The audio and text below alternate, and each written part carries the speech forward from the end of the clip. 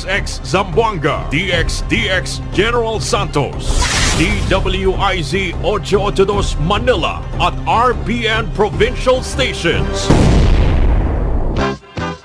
Kini ang RPN Radio Philippines Network, Istasyon Dxkp 1377 kHz sa dial sa inyong mga radyo. Nagsibya gikan sa dakbayan sa Pagadian, Dxkp AM. Your talk station. Kini Pagadian. Cases, mahigit 60% dito po o 35,483 ang aktibong kaso. Hindi na po kasama dyan ang bilang ng mga gumaling at pumanaw dahil sa sakit. Palagi natin tandaan na sundin ang minimum health standards na recommended ng ating health experts. Wear mask, wash hands, keep distance, stay at home. Para po sa inyong mga katanungan at concerns tungkol sa COVID-19, maaari niyo pong i-dial ang 02894-COVID o 02894-26843. Para naman sa mga PLDT Smart at TNT subscribers, i-dial ang 1555. Patuloy po kayong makibalita sa mga pinagkakatiwalaang sources ng impormasyon tungkol sa COVID-19. Maaari niyo pong bisitahin ang covid19.gov.ph. Para naman po sa ikalawang bahagi ng tatak ng pagbabago 2020, the Pre-Zona Forum ngayong araw, ito po ay nakasentro sa pagpapatunay ng pagkalinga ng Administrasyong Duterte sa ating mga Pilipino. Makakasama natin maya-maya sa Human Development and Poverty Reduction Cluster Forum, sina Secretary Rolando Bautista ng Department of Social Welfare and Development. At para naman po sa Participatory Governance Cluster Forum, makakasama natin sina Secretary Wendell Avisado ng Department of Budget and Management at si Secretary Eduardo Año ng Department of the Interior and Local Government. At para bigyan tayo ng kasagutan sa mga katanungan ng ating mga kababayan, makakasama na rin po natin ang ilang pang mga kalihim ng iba't ibang kagawaran ng ating pamahalaan. Bibigyan rin po tayo ng paunang mensahe ni Cabinet Secretary Carlo Nograles at mamaya ang pahayag ni Pangulong Rodrigo Roa Duterte. Silipin na natin ang mga kaganapan sa Philippine Information Agency kasama si PCOO Secretary Martin Andanar.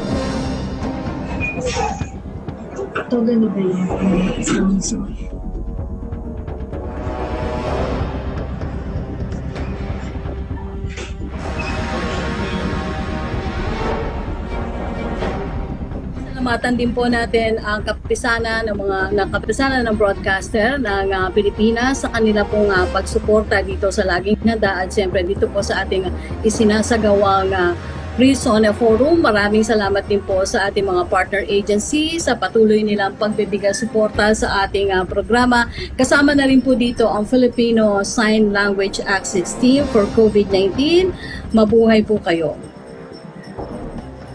At antabayanan niyo po ang isasagawang ikalawang Pre-Zona Forum kung saan ay tatalakayin po ang mga mahalagang katanungan ng taong bayan na ibibigay po ng ating mga miyembro ng gabinete sa pangunguna na nga po ni DSWD Secretary Rolando Bautista. Kasama pa rin po ang DILG Secretary Eduardo Año at iba pa pong mga Cabinet Secretary bago po ang isasagawang SONA ni Pangulong Rodrigo Duterte sa huling bahagi po ng Hulyo.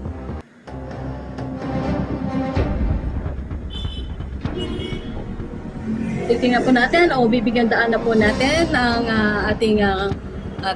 ating mga Cabinet Secretary sa bahagi po ng VIA o Philippine Information Agency sa pangunguna pa rin po ni Communications Secretary Martin Andanar. Ito po ang ikalawang Pre-Zona Forum ng nakaraang linggo po ay nakasama po natin ang mga sinasabing economic managers para pa rin po sa status ng ating bansa sa harap pa rin po ng nararanasang pandemya. Babalikan po natin maya-maya ang kaganapan sa Philippine Information Agency. Magbabalik po ang public briefing #Laging Handa PH. Kaya natin to, kaya natin to. Patuloy pa rin ang laban natin sa COVID-19. And together, we can beat the solusyon. B. Bawal walang mask. I. Isanitize sa mga kamay. Iwas hawak sa mga bagay. D. Dumistansya ng 1 metro. A. Alamin ang totoong impormasyon tungkol sa COVID-19. Protektahan natin ang sarili at mga mahal sa buhay. Be the solusyon sa COVID-19!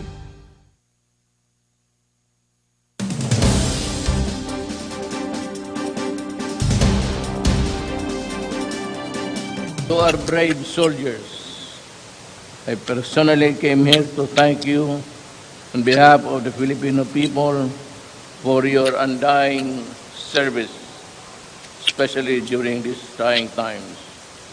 As your Commander-in-Chief and as President of the Republic of the Philippines, I assure you that I will see to it that the truth will come out, be it in favor of the police or the military.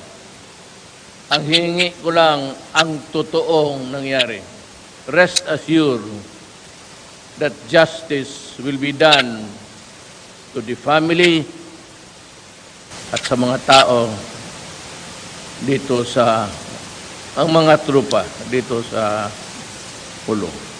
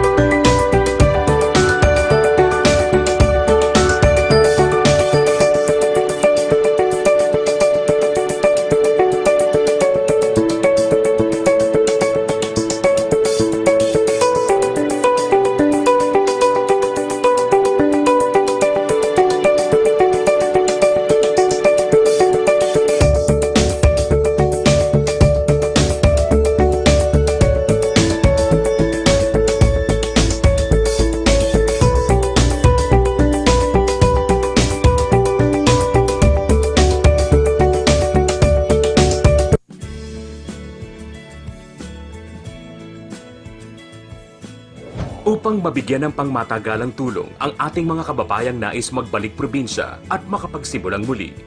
Pinagtibay ni Pangulong Duterte ang Executive Order No. 114 o ang Balik Probinsya, Bagong Pag-asa Program. Go home to the province They have the means of going back there. And there is a promise. What is really very important is we give them hope. Na-issue rin po kahapon ng ating Presidente ang Executive Order number 114. Ito po ay yung sa Balik Probinsya Bagong Pag-asa Program as a pillar of balanced regional development. Noong ika-20 ng Mayo, ang programa ay matagumpay na nakapagpauwi na ng mahigit 100 residente pabalik ng Leyte na inaasahang darami pa.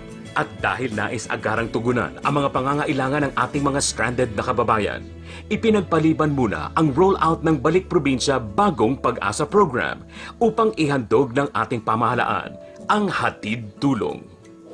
I decided as a matter of strategy na isuspend muna ang ating rollouts for the Balik Probinsya Bagong Pag-asa to give way. Unahin natin kasi this was a very clear instruction from the President. Unahin, pauwiin na ang ating mga kababayan na stranded dito sa Maynila. And then, pagdating ng panahon na tapos na itong mga problema ng stranded, the Balik Probinsya will now take the second phase already in the succeeding rollouts and simultaneous rollouts to all of the provinces of their choice. Pilipino to, kababayan natin. Tanggapin ninyo and provide for sequestration houses if you want. Yung doon sila i-quarantine. Pero hati-hati tayo sa problema. Total, hindi naman kami nagkulang. Whatever you need, we provide. Kawawa naman. Tulungan ninyo yung mga Pilipino.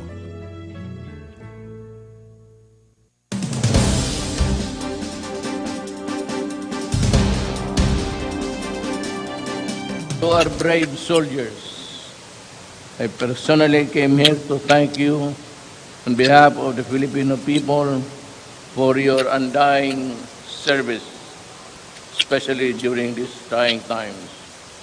As your Commander-in-Chief and as President of the Republic of the Philippines, I assure you that I will see to it that the truth will come out, be it in favor of the police or the military. Ang hiningi ko lang ang totoong nangyari. Rest assured that justice will be done to the family at sa mga tao dito sa ang mga trupa dito sa pulong.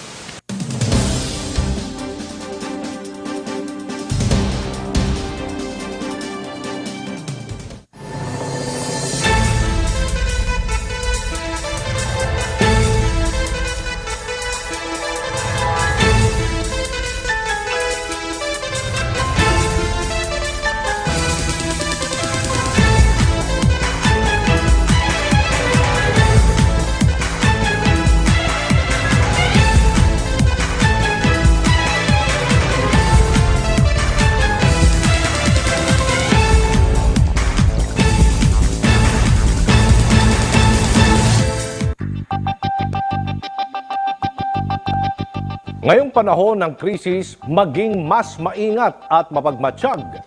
Huwag maging biktima ng mga online scam. Huwag magbibigay ng personal na impormasyon at bank account number o password kahit kanino. Kung kayo'y makakatanggap ng tawag o email na humihingi ng mga ito, i-validate agad sa opisyal na hotline ng inyong bangko. Iwasang magbukas ng mga kaduda-dudang link, website o mobile app. Maaring magdala ito ng malware sa inyong mga computer at maging saninang pagkakadnakaw ng inyong personal na impormasyon. Maging mapanuri sa mga peking email na nagbibigay di umano ng updates ukol sa COVID-19. Hanggat maaari, sa mga opisyal na website ng gobyerno at news sources lamang mag-check ng mga balita. Kung nais namang mag-abot ng donasyon online, ugaliing i-research muna ng maigi ang mga institusyon na nais ninyong pagbigyan ng tulong. Kung sakali kayo'y makabasa o makatanggap ng mga kahinahinalang mensahe, ipagbigay alam agad sa National Bureau of Investigation. Basta't sama-sama at laging handa, kaya natin ito.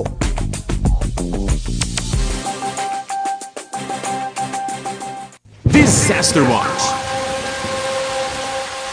Kung may bagyo, ugaliing tandaan ang itinataas na rainfall warnings ng Pag-asa sa inyong lugar. Ang yellow warning ay nagbabadya ng malakas na pag-ulan at posibleng pagbaha sa inyong lugar. Ang orange warning ay senyalis ng malakas na pag-ulan at pagtaas ng tubig sa inyong lugar. Dapat maging alerto at handa sa posibilidad ng paglikas. Ang red warning ay nangangahulugan ng dagsa at malakas na pagbuhos ng ulan at matinding pagbaha sa inyong lugar. Kinakailangan ng iba yung pag-iingat at paghahanda sa inyong paglikas patungo sa ligtas na lugar. Huwag malito sa panahon ng kalamidad. Dapat laging listo.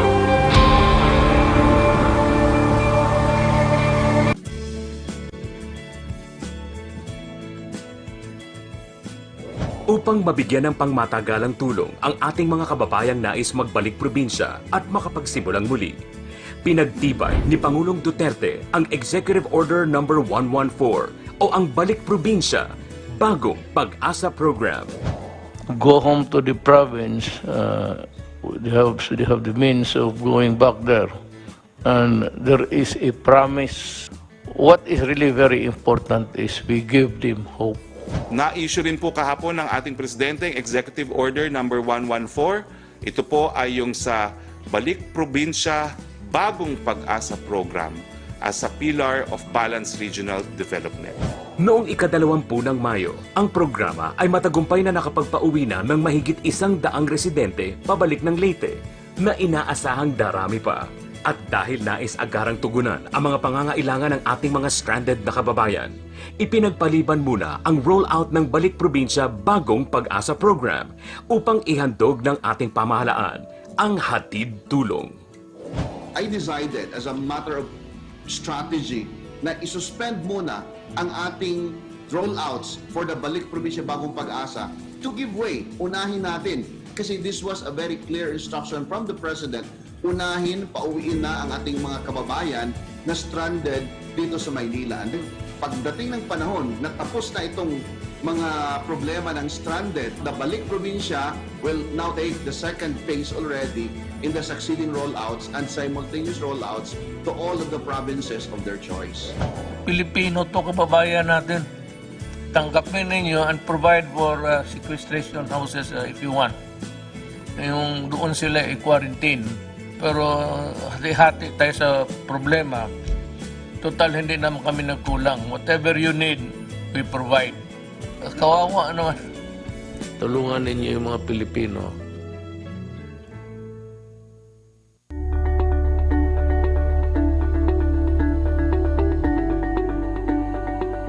Since the President signed Executive Order No. 2 Series of 2016 back in July 23, 2016, madami ng mga naging development sa ating National FOI program. We have almost all of the 1,000 national government agencies, GOCCs, SUCs, and local water districts with their FOI manuals. And half of that are on our FOI portal, foi.gov.ph.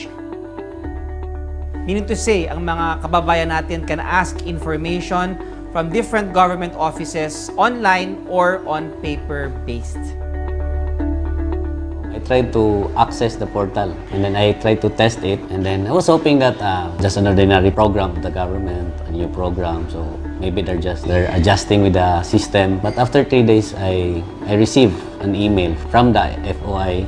My query was answered after 3 days, so I was very happy and satisfied with the program. The top most requested information on the FOI program is legal documents.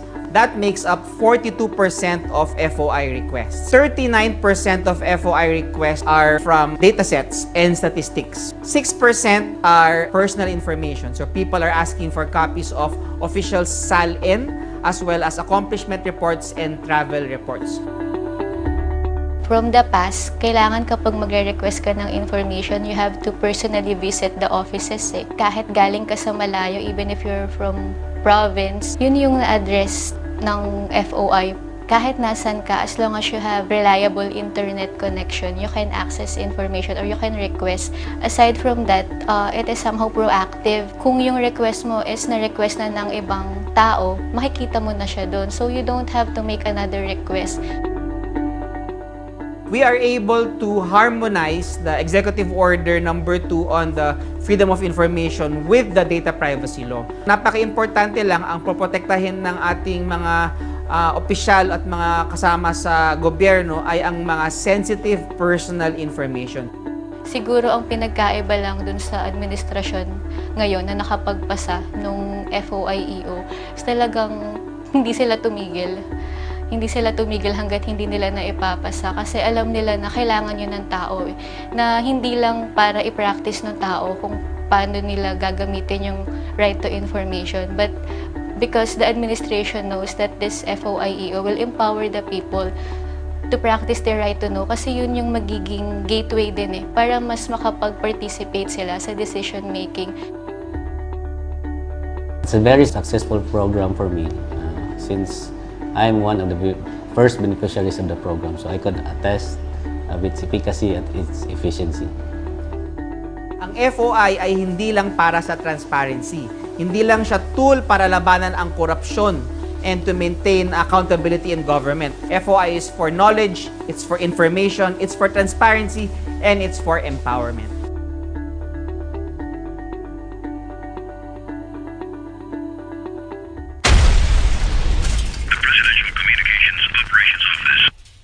Ang mga hinaing na inyong itinawag sa opisyal na linya ng pamahalaan, patuloy naming tutugunan at bibigyang aksyon.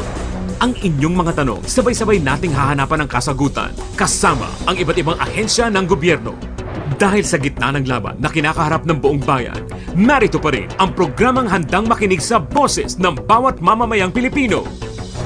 Digong 8888 Hotline. Kasama si Asek Chris Roman, Trixie Jaafar at Chief Presidential Legal Counsel Salvador Panelo. Dito lang sa PTV. Handog namin sa inyo para sa bayan.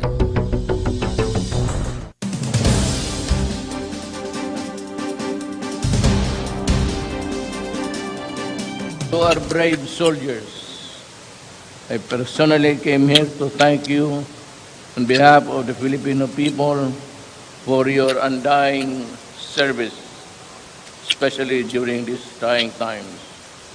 As your Commander-in-Chief and as President of the Republic of the Philippines, I assure you that I will see to it that the truth will come out, be it in favor of the police or the military.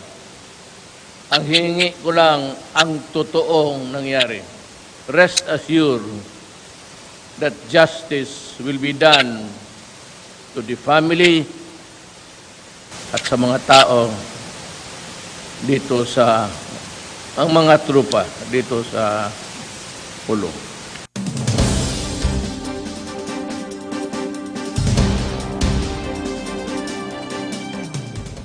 Alamin ang guidelines na itinakda ng DepEd at CHED para sa academic year 2020-2021.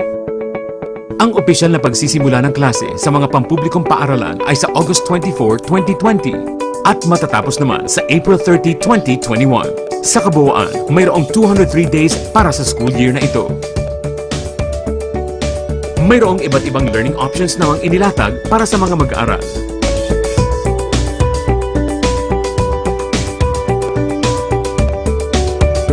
Ang mga pribadong eskwelahan ay maaaring magsimula ng klase sa alinmang araw mula sa unang Lunes ng Hunyo hanggang sa huling araw ng Agosto. Tandaan, bawal ang pagsasagawa ng face-to-face classes hanggat wala pang bakuna para sa COVID-19. Para naman sa mga higher education institutions, ang pagsisimula ng klase ay nakadepende sa education delivery mode ng institusyon.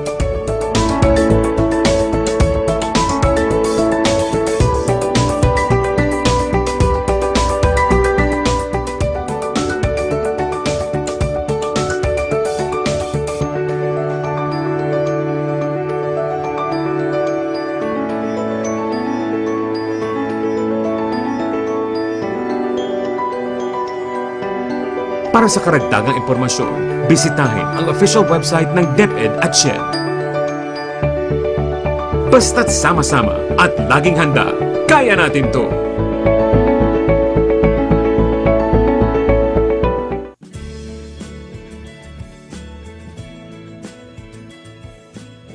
Upang mabigyan ng pangmatagalang tulong ang ating mga kababayang nais magbalik probinsya at makapagsimulang muli, pinagtibay ni Pangulong Duterte ang Executive Order No. 114 o ang Balik Probinsya, Bagong Pag-asa Program. Go home to the province, they have the means of going back there. And there is a promise. What is really very important is we give them hope. Na-issue rin po kahapon ng ating Presidente ang Executive Order No. 114. Ito po ay yung sa Balik Probinsya, Bagong Pag-asa Program as a pillar of balanced regional development. Noong ika-20 ng Mayo, ang programa ay matagumpay na nakapagpauwi na ng mahigit 100 residente pabalik ng Leyte na inaasahang darami pa. At dahil nais agarang tugunan ang mga pangangailangan ng ating mga stranded na kababayan, ipinagpaliban muna ang rollout ng Balik Probinsya Bagong Pag-asa Program upang ihandog ng ating pamahalaan ang hatid tulong. I decided as a matter of strategy na isuspend muna ang ating rollouts for the Balik Probinsya Bagong Pag-asa to give way. Unahin natin kasi this was a very clear instruction from the President.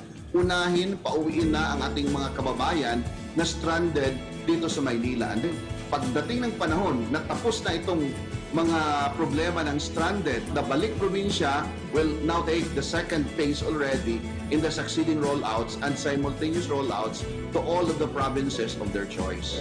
Pilipino to kababayan natin. Tanggapin ninyo and provide for sequestration houses if you want. Yung doon sila i-quarantine. Pero hati-hati tayo sa problema. Total, hindi naman kami nagkulang. Whatever you need, we provide. Kawawa naman. Tulungan ninyo yung mga Pilipino.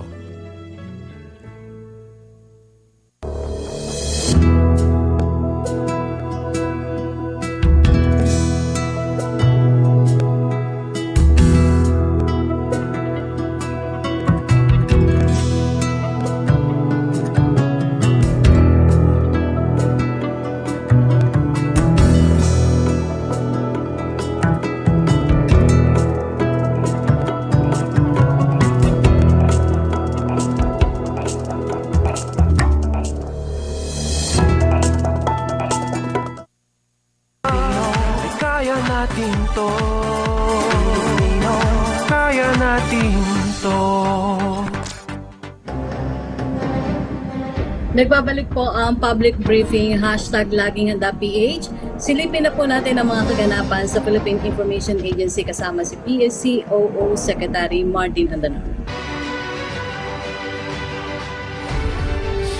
Patuloy pa rin ang laban natin sa COVID-19. And together, we can beat the solusyon. B. Bawal walang mask. I. Sanitize sa mga kamay. Iwas hawak sa mga bagay. D. Dumistansya ng 1 metro. A. Alamin ang totoong impormasyon tungkol sa COVID-19. Protektahan natin ang sarili at mga mahal sa buhay. BIDA, be the solusyon sa COVID-19.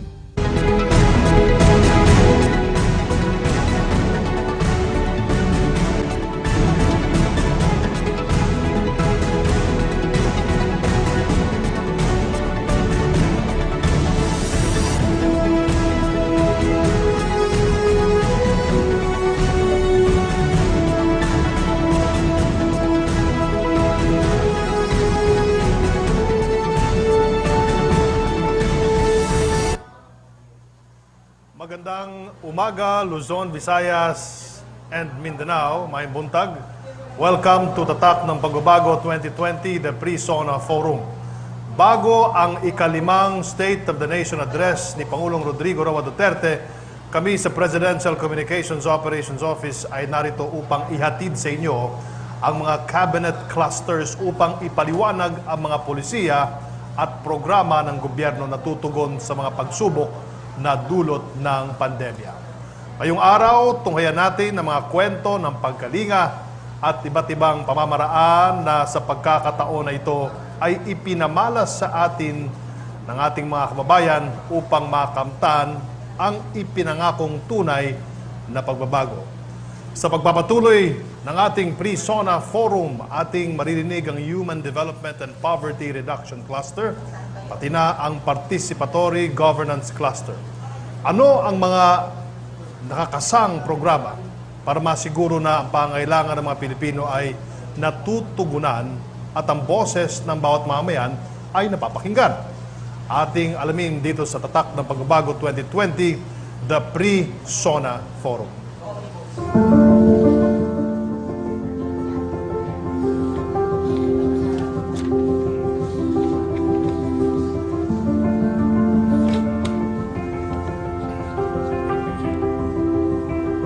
Sa pagbubukas ng taong 2020, kinaharap ng Pilipinas ang mga napakabigat na suliranin. Pinakamatindi na rito ang pandemya ng COVID-19 na nagbigay banta sa kalusugan at kaligtasan ng sambayanang Pilipino. Sa harap ng pagsubok, tayo'y nagkapit-bisig at nagbayanihan para sa ikagagaling ng lahat. Sa pangunguna ni Pangulong Rodrigo Roa Duterte, puspusan ang paghahatid ng tulong at serbisyo ng pamahalaan sa mga mamamayan sa gitna ng dinaranas na public health emergency.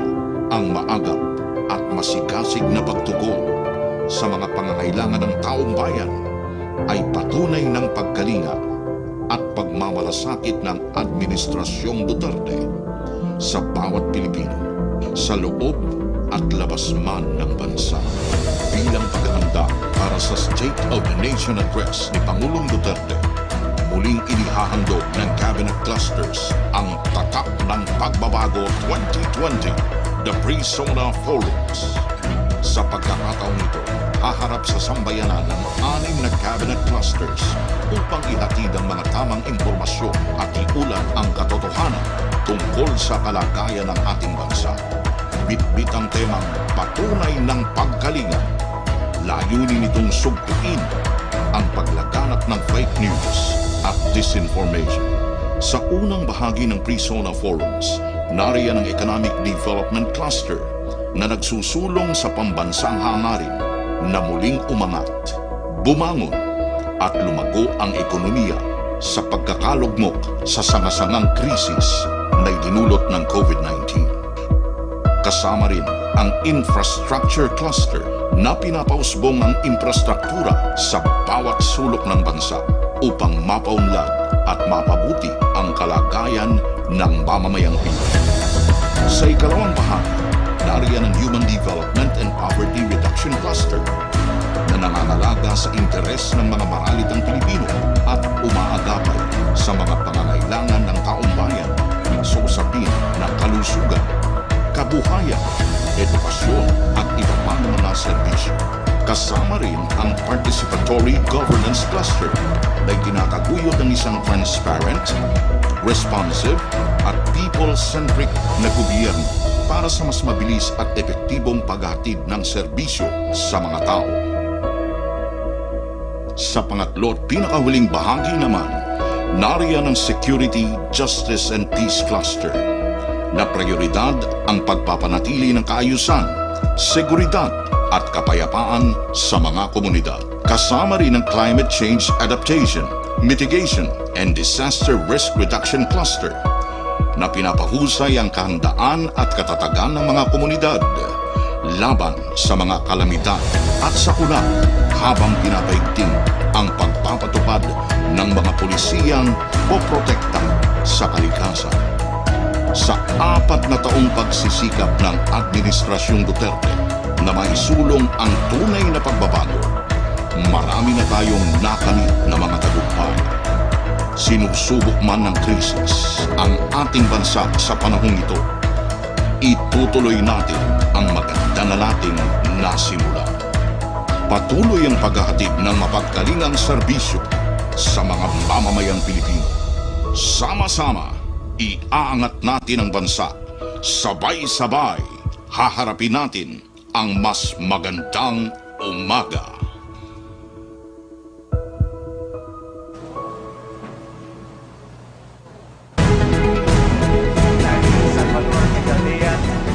Social Welfare and Development Secretary Rolando Joselito Bautista, Interior and Local Government Secretary Eduardo Año, Budget and Management Secretary Wendell Abisado, Presidential Communications Secretary Martin Andanar, mga kabalikat ko sa gabinete, members of the Diplomatic Corps, partners in the private sector and civil society organizations, friends from the media, fellow public servants, mga kababayan, maayong buntag. It is an honor to welcome all of you to the Pre-SONA Forum of the Human Development and Poverty Reduction Cluster and the Participatory Governance Cluster, the second iteration of our three-part Pre-SONA Forums, all leading to the President's 5th State of the Nation address on July 27. This comes off the heels of the first Pre-SONA Forum, which we held last week and provided the public with the progress made by the government's economic and infrastructure clusters. These Pre-SONA activities have three major objectives. One, to provide the data, figures, and the details that will contribute to a better understanding of the messages the President will deliver in his SONA on the 27th.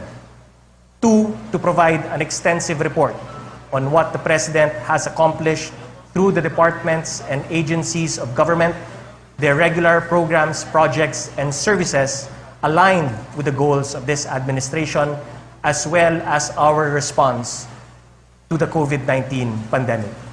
Three, to provide you, our people, with the opportunity to raise your concerns directly to the President through his counterparts in the Cabinet. Taon-taon po may SONA.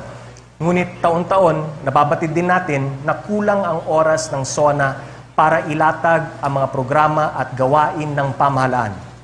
These pre-SONAs allow us the opportunity to further articulate, comprehensively elaborate, and extensively explain what government has done, what it is doing, and what it is going to do to uplift the welfare of our people and address the challenges faced by our nation. In the first forum, Finance Secretary Carlos Dominguez III succinctly summed up these challenges when he said that we live in difficult and uncertain times, and that the COVID-19 health emergency is perhaps the toughest economic crisis most of our people will live through. This pandemic, he said, candidly, is something that no one fully anticipated and was truly prepared to deal with. Tunay ngang nasa gitna tayo ng isang kalagayang mahirap at walang katiyakan, at dala na ng pandemyang ito, tinamaan ng husto ang ating ekonomiya. Wala ni isang bansa sa mundo ang nakapaghanda ng husto sa pananalasa nito. This is a reality we are reminded of every day. Araw-araw, nilalabas ng ating Department of Health ang mga numero. These numbers remind us that we are in the midst of a battle that is claiming lives and taking its toll on the health of our people. They emphasize that we face an invisible enemy that has far-reaching consequences on the lives and livelihoods of every Filipino man, woman, and child.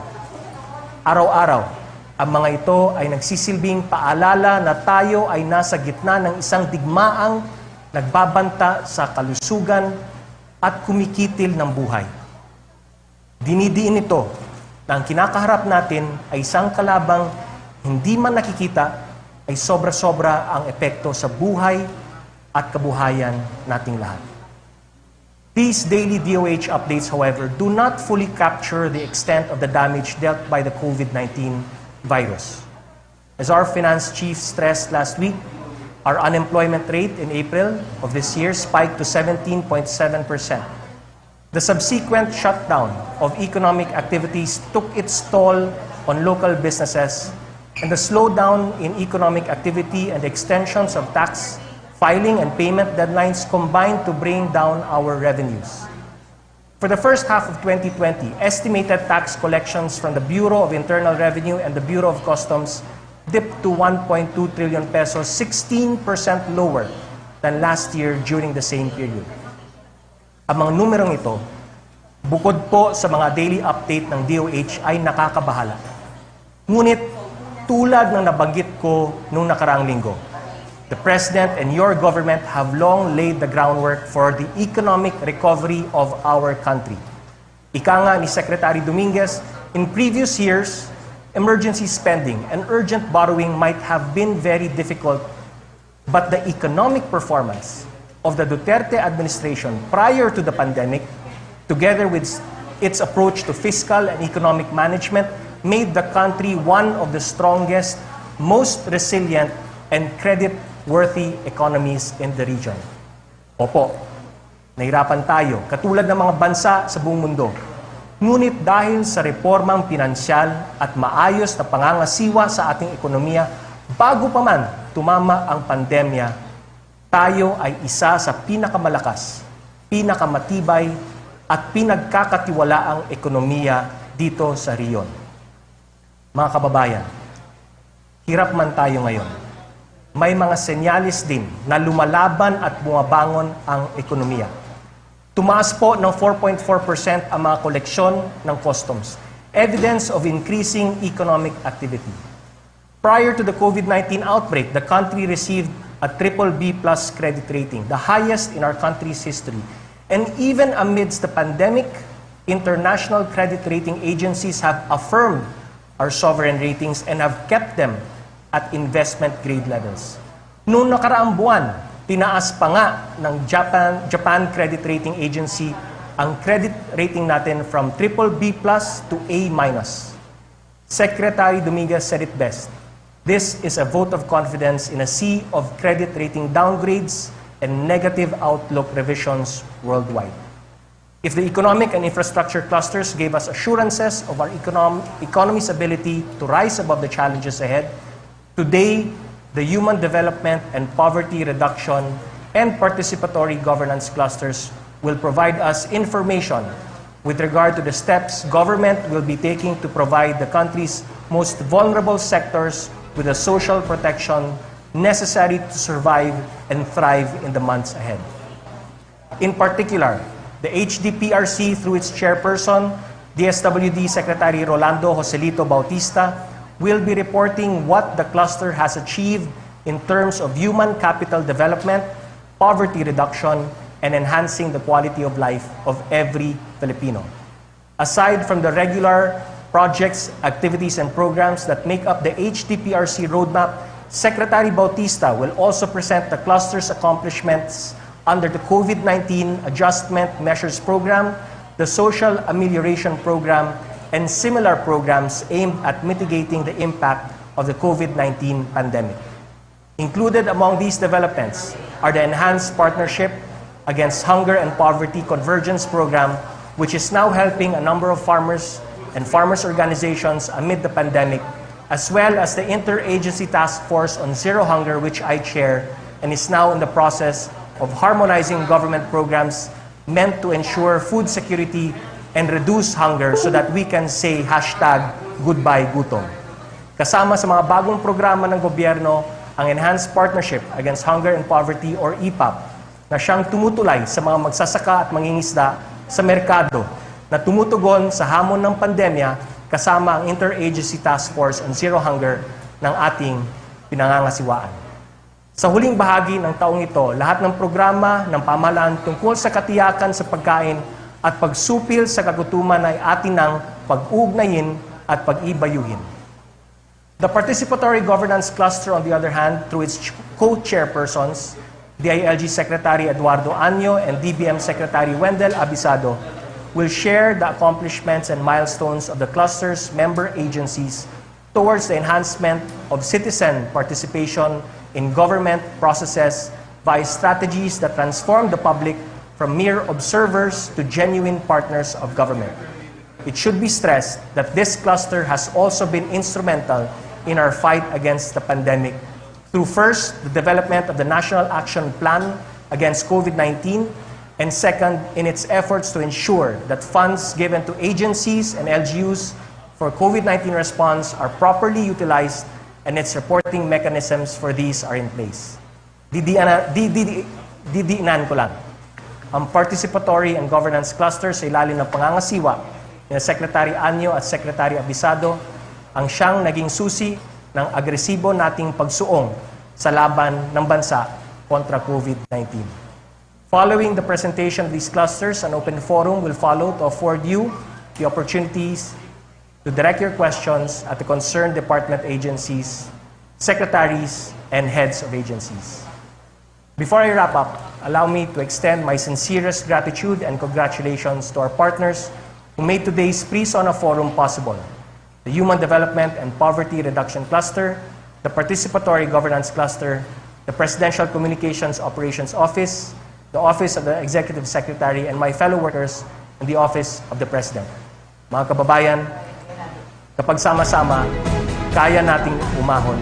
Sa tulong ng Diyos at sa magkaisang aksyon, tayo ay babangon. Maraming salamat po. Maraming salamat, Cabinet Secretary Carlo Nograles. Ang ating pre-SONA ngayong araw, katulad ng ating pre-SONA nung nakarang linggo. Ang iba sa ating nakagawian dahil sa COVID-19. Ngunit hindi ito hadlang sa pagtugon namin sa aming tungkulin na magbigay ng tama at napapanahong impormasyon sa bawat Pilipino. Ito po ang pangalawa sa ating 3-part forum at ito ay pangungunahan ng Human Development and Poverty Reduction Cluster at ng Participatory Governance Cluster. Sa mga nakalipas na buwan, tunay na sinubok po ang cluster na ito. Paano nga ba natin tinutugunan ang hamon na dulot ng COVID-19 pandemic at sa paanong paraan natin ito mapagtatagumpayan ng sama-sama? Kasama po natin ngayong araw si DSWD Secretary at Head ng Human Development and Poverty Reduction Cluster, Secretary Rolando Bautista.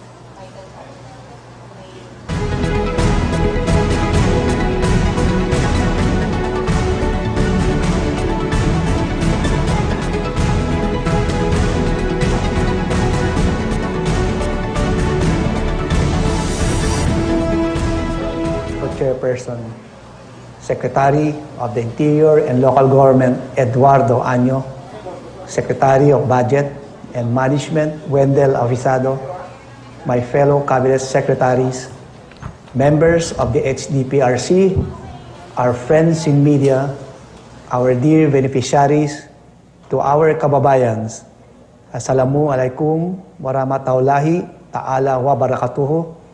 Magandang umaga sa ating lahat. 4 years into gearing towards bringing down the poverty rate to 14%, the country faced unforeseen challenges caused by the eruption of the Taal volcano and the global outbreak of the COVID-19.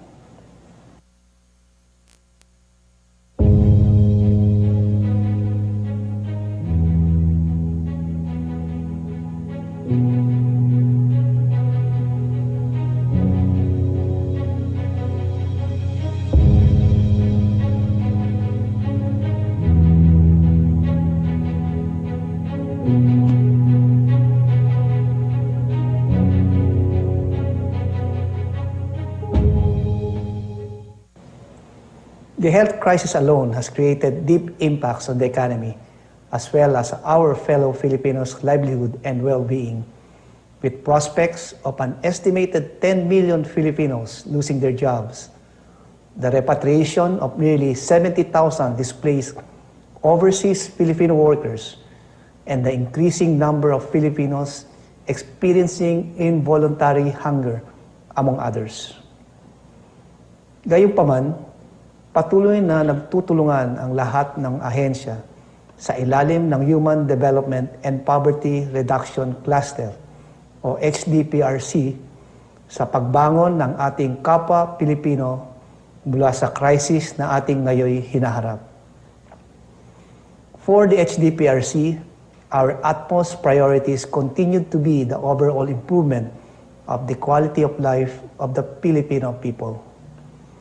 By exploring innovations to beat the pandemic, and by strengthening the tried and tested pro-people programs. This is reinforced by our 4 core strategies on education, public health, social protection, and building capacities and opportunities for the poor and marginalized. Napakalaki ang naging epekto ng pandemya sa edukasyon ng ating kabataan. Kaya walang humpay ang HDPRC na masiguro na sa ilalim ng new normal, ang ating mga kabataan ay patuloy na may access sa alternatibong pamamaraan ng pag-aaral o ang blended at distance learning. In response to COVID-19's impacts on students, the Commission on Higher Education or SHED and the Unified Student Financial Assistance System for Tertiary Education or UNIFAS continued to make the tertiary education subsidy stipends available to its grantees to cope with the effects of the pandemic.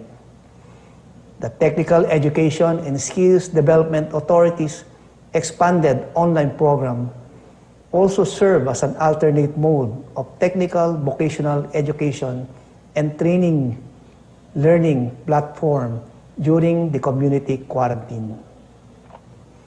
For the establishment of effective and accessible alternative educational systems, the Department of Education or DepEd embarked on the Basic Education Learning Continuity Plan, providing learning opportunities to our students through printed or digital modules, online learning resources, and television or radio-based instruction without requiring them to come to school.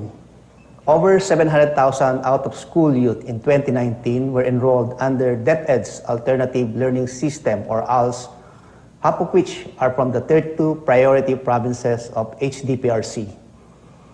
About 1.33 million students enrolled in state and local universities and colleges are now benefiting from the free higher education and tertiary education subsidy programs.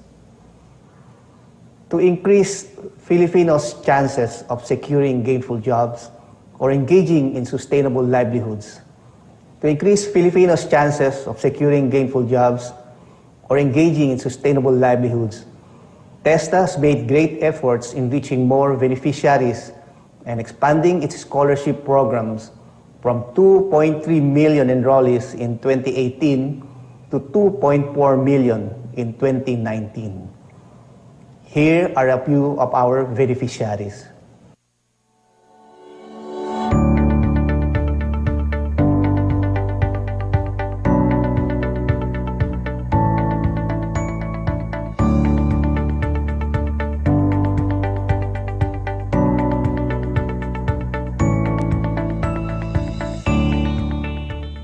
Sa panahon ng pandemya, ang pinakamahalagang tungkulin ng HDPRC ay magarantya na nasa maayos na kalusugan ng ating mamayan at sila ay may akses sa abot-kayang serbisyong pangkalusugan. In line with the country's continuing battle against the pandemic, the Department of Health has undertaken concerted efforts to beat the disease with improved testing capacities from 1,200 actual tests per day in March to 21,000 per day now in 85 DOH licensed testing laboratories nationwide.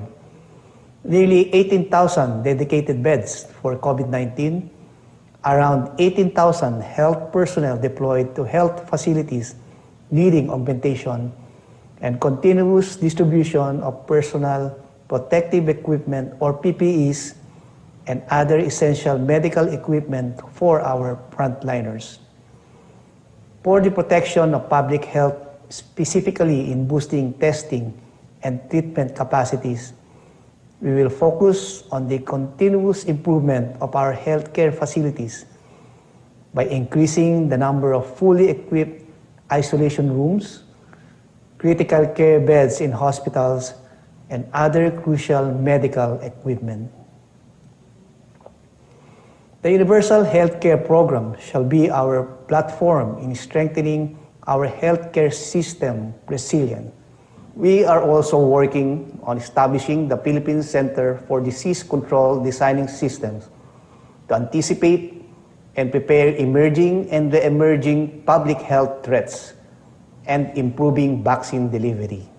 In addition to the pandemic-related health measures, The HDPRC advanced its efforts in expanding universal health care to all Filipinos and in addressing hunger and malnutrition among children, teenage pregnancy, as well as the prevalence of non-communicable and preventable diseases.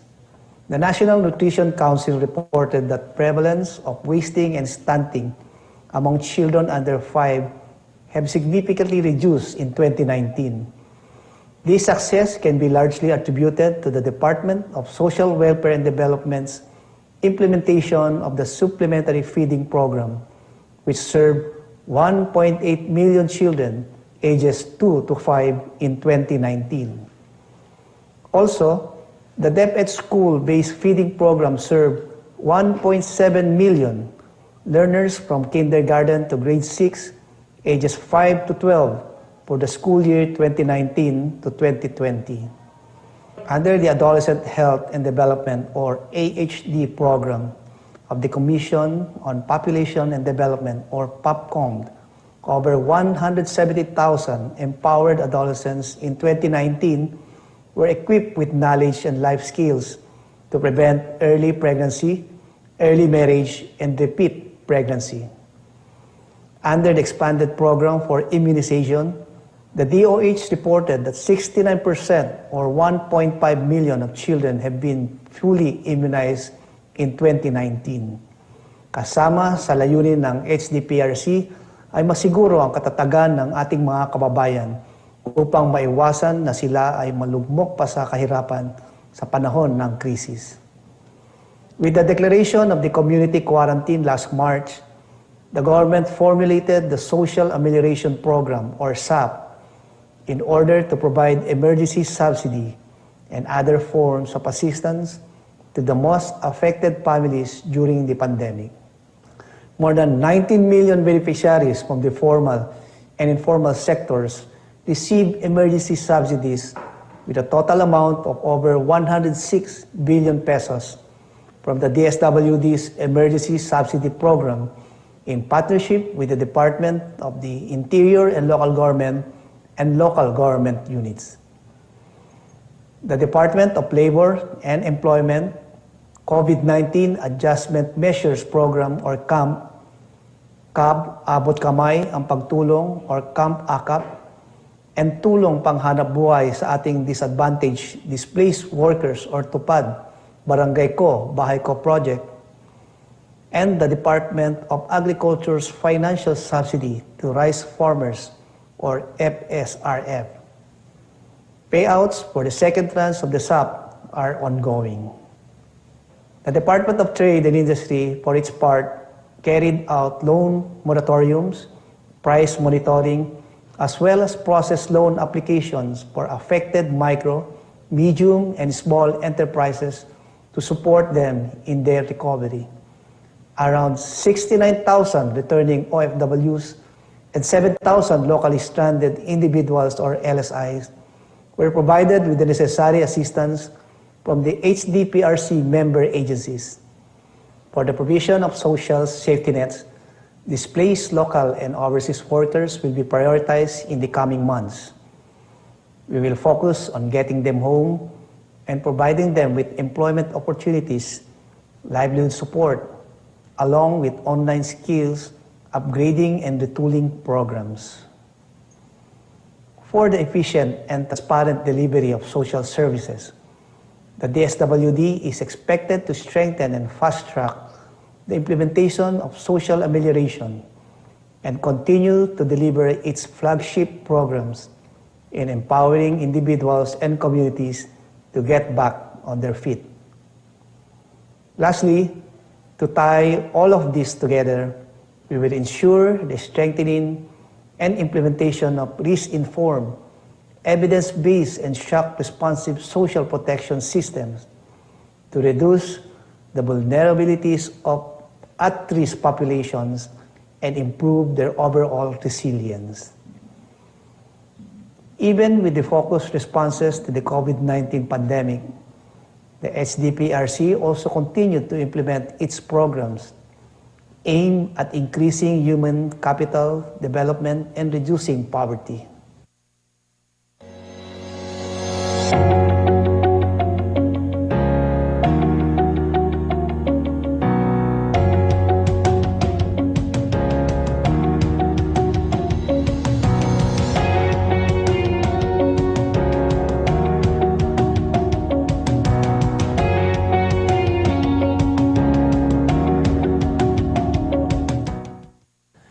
DSWD's commitment to improving the poor's quality of life was clearly reflected by the increased budget for the Pantawid Pamilyang Pilipino Program or PORPIS from 89 billion pesos in 2018 and in 2019 to 109 billion pesos in 2020 to cover the higher monthly educational and health cash grants pursuant to the PORPIS Act. Complementary to the PORPIS, the Kalahisid's National Community-Driven Development Program has empowered more than 19,000 barangays with improved access to basic services and better local governance in 2019. Under the Philippine Program Against Child Labor, President Duterte signed EO number 92, series of 2020, institutionalizing the National Council Against Child Labor. This led to stronger implementation of the program, consequently removing 2,000 children from child labor, while providing livelihood assistance to more than 2,400 parents of child labor. It's 12 hours. More poor senior citizens in 2020 are receiving regular grants from the Social Pension for Indigent Senior Citizens Program. From only 1.4 million beneficiaries in 2011, the program's coverage significantly increased to around 3.6 million in 2020, representing 43% or merely half of the 8.3 million elderly population in the country. The DSWD, through the Assistance to Individuals in Crisis Situation or AICS, also extended immediate support to 3.1 million individuals in crisis situations caused by illness, death of a family member, natural and man-made calamities, among others, from July 2016 to June 2020. And as part of its mandate in the National Disaster Risk Reduction and Management Council, or NDRMC, we have provided assistance to disaster relief operations, which included assistance to sustain their basic food and shelter needs to around 3 million households from July 2016 to March 2020. As part of its effort to provide full, decent, and productive employment for Filipinos, the DOLE Integrated Livelihood Program, or Kabuhayan Program, provided livelihood grants to over 40,000 beneficiaries.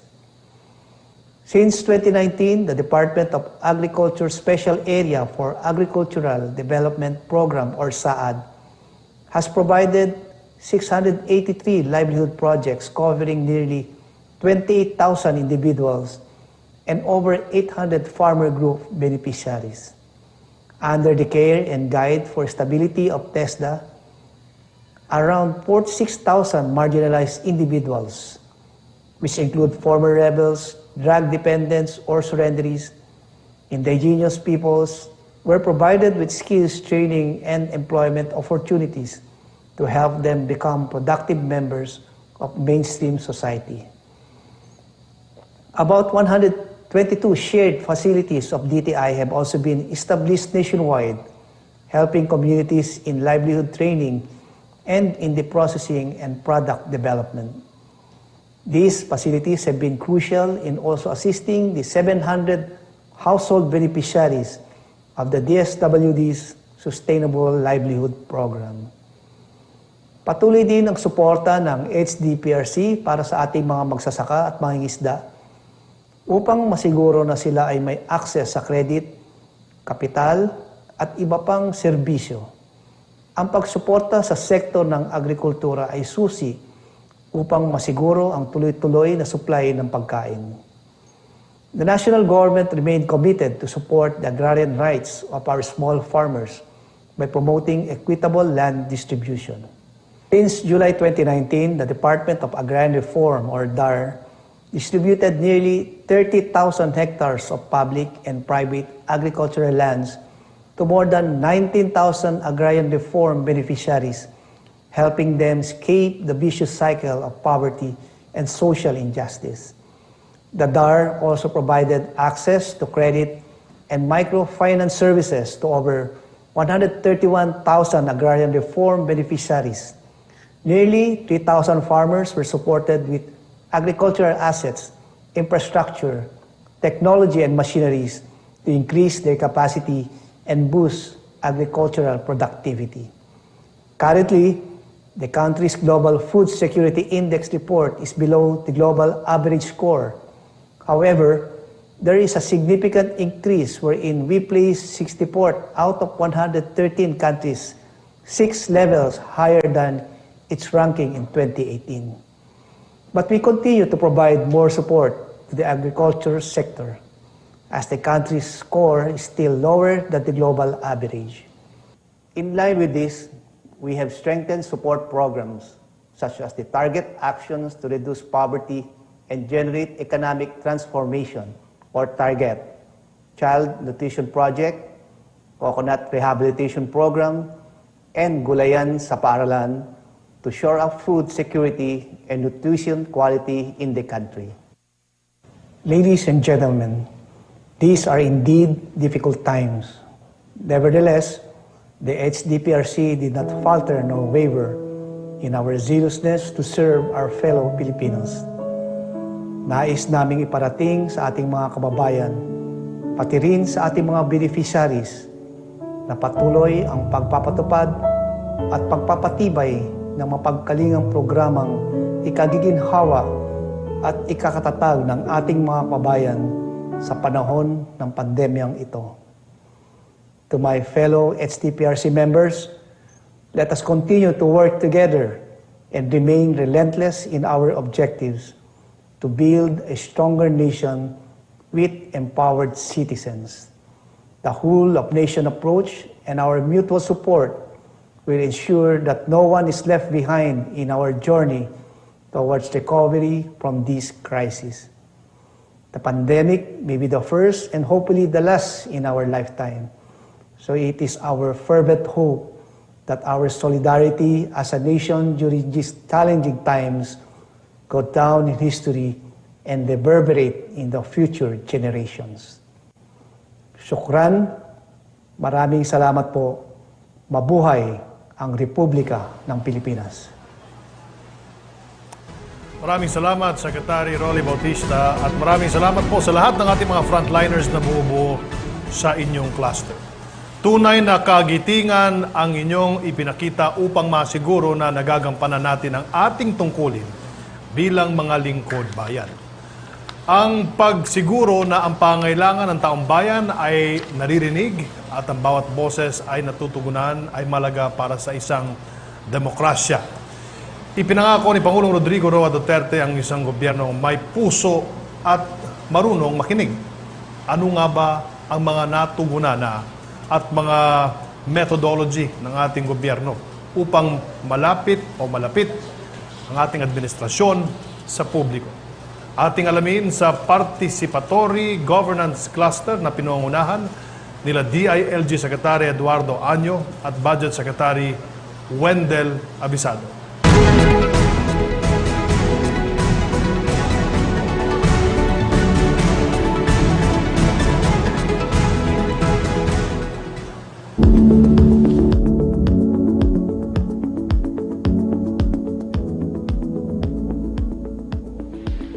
My fellow countrymen, it comes as no secret that our intensified drives to establish peaceful, safe, and progressive Filipino communities bore us much fruit before our country was beleaguered by the COVID-19 pandemic. Illegal drug personalities, criminals, armed communist rebels, terrorists, and violent extremists quake in their boots because of our iron-willed crackdown on the lawless. They paid the consequences, but were also given hope to be restored. So I thank you, our Filipino people, for serving as our eyes and ears on the ground and for reporting questionable and criminal behavior to our emergency hotline 911. Gamit ang hotline 8888 at People's Law Enforcement Board, unti-unti natin naituwid ang mga baluktot sa sistema at napanagot ang mga tiwaling kawani ng pamahalaan. Moreover, by speaking out freely during our public consultations last year, you helped our local government units craft policies, projects, and programs tailored to fit the needs of the people. The online Talakayan series is also available for open discussions on development and government planning. You also help us monitor the progress of our local infrastructure and development projects by using our Development Life app and Citizen Satisfaction Index system. Thanks to you, good governance and public service delivery became more transparent, efficient, and people-centric. At dahil sa inyong pakikilahok sa advokasya ng mga ahensya ng pamahalaang nangangasiwa sa kanilang kapakanan, ay mas nabigyan boses ang mga kabataan, kababaihan, at mga kapatid nating Muslim. And in safeguarding the environment, your active engagement likewise help us ensure that tourist spots like Boracay, El Nido, Siargao, and Manila Bay remain ecologically healthy and sustainable. Traffic decongestion would also be difficult without your reports on road obstructions. All these successes led to laudable trust and approval ratings in the year 2019 and highly raised our hopes and aims for 2020. But scarcely have we made headways in our 2020 goals. Formidable disasters and a public health crisis not only destroyed much of our plans for the year, but more importantly, demolished our normal way of life. Sa ngayon, naharap tayo sa pandemyang hindi basta nagagapi, sapagkat hindi natin nakikita ang kalaban. It walks among us, lives among us, and even follows us into our homes. Sumabay rin dito ang problema sa food security, water shortage, at maging ang iba pang mga banta sa kapayapaan, kaligtasan, at seguridad ay nagsanga na rin. And in the midst of all these problems, poverty, joblessness, and an economic slump have pushed us into a humanitarian crisis difficult to resolve. Yet, despite all these present challenges and dangers, we saw the strength of the Filipino Bayanihan spirit shine through. Volunteers manned health checkpoints and isolation centers, cook food for the less fortunate, pack PPEs for frontliners, and open their homes for those who had nowhere to go. Indeed, your generosity is awe-inspiring and laudable to witness. I also salute all our medical practitioners, uniform services, cooks and service crews, couriers and delivery personnel, and all the frontliners who continue to hold the line for our country's survival. We truly have no shortage of heroes. And while the government is doing its best to fight COVID-19, we likewise admit that we cannot untangle this mess alone.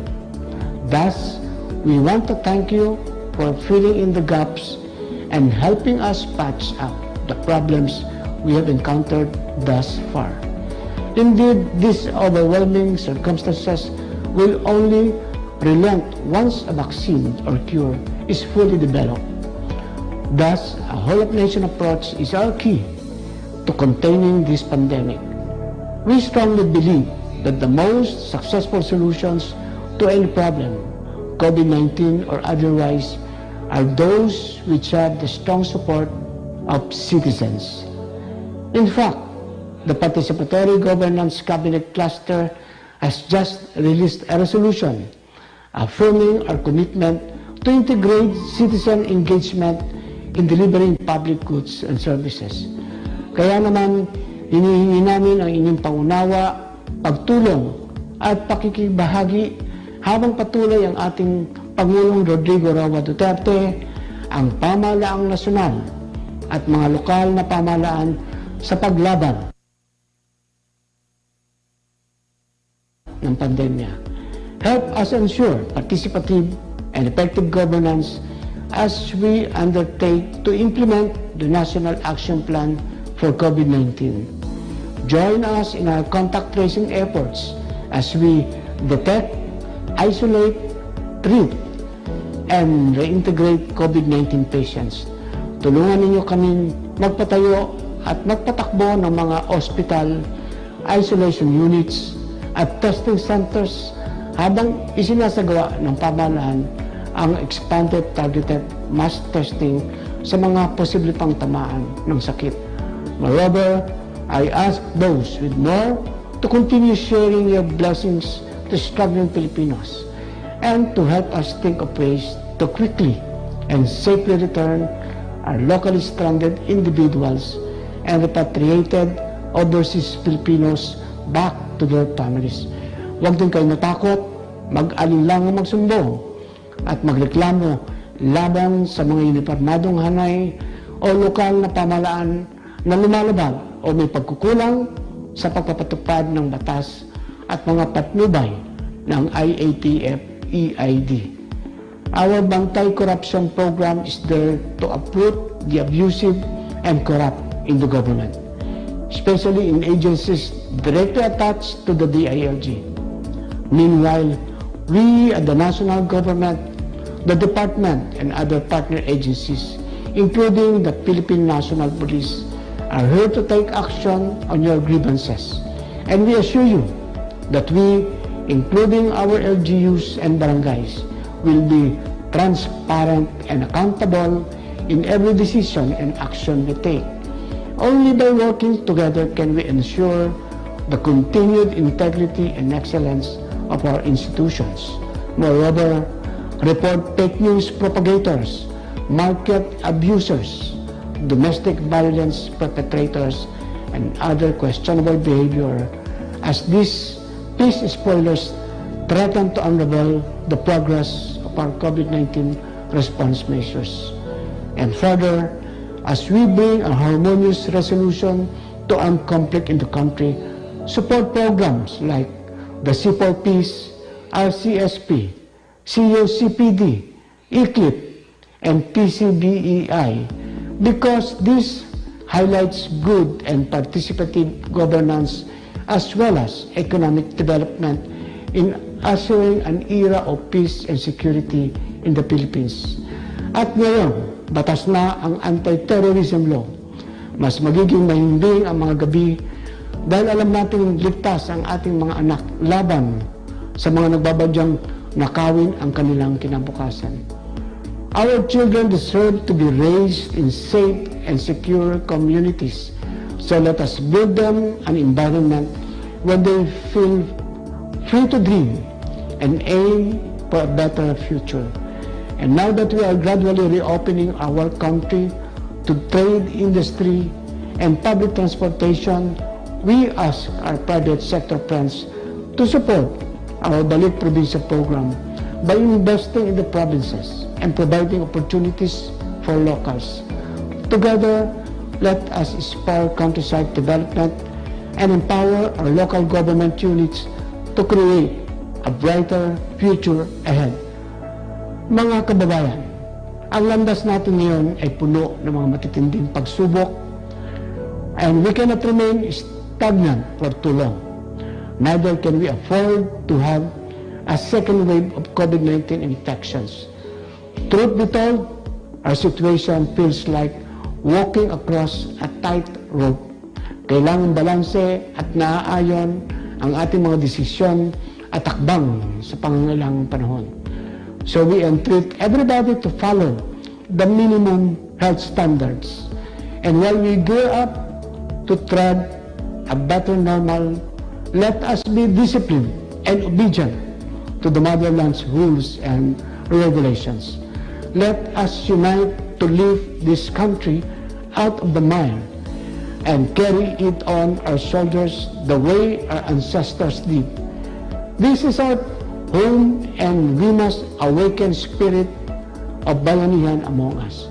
And by keeping it alive, we have a legacy of resiliency and strength. That being said, we in the Participatory Governance Cluster call on the Filipino citizenry to actively partake in nation building. We believe that it is the people who hold the power to mold the country and the future awaiting it. So let us all be responsible and someday pass on a nation that our children and their children's children will be grateful and proud to inherit. Muli, maraming salamat. Mabuhay ang sambayanang Pilipino.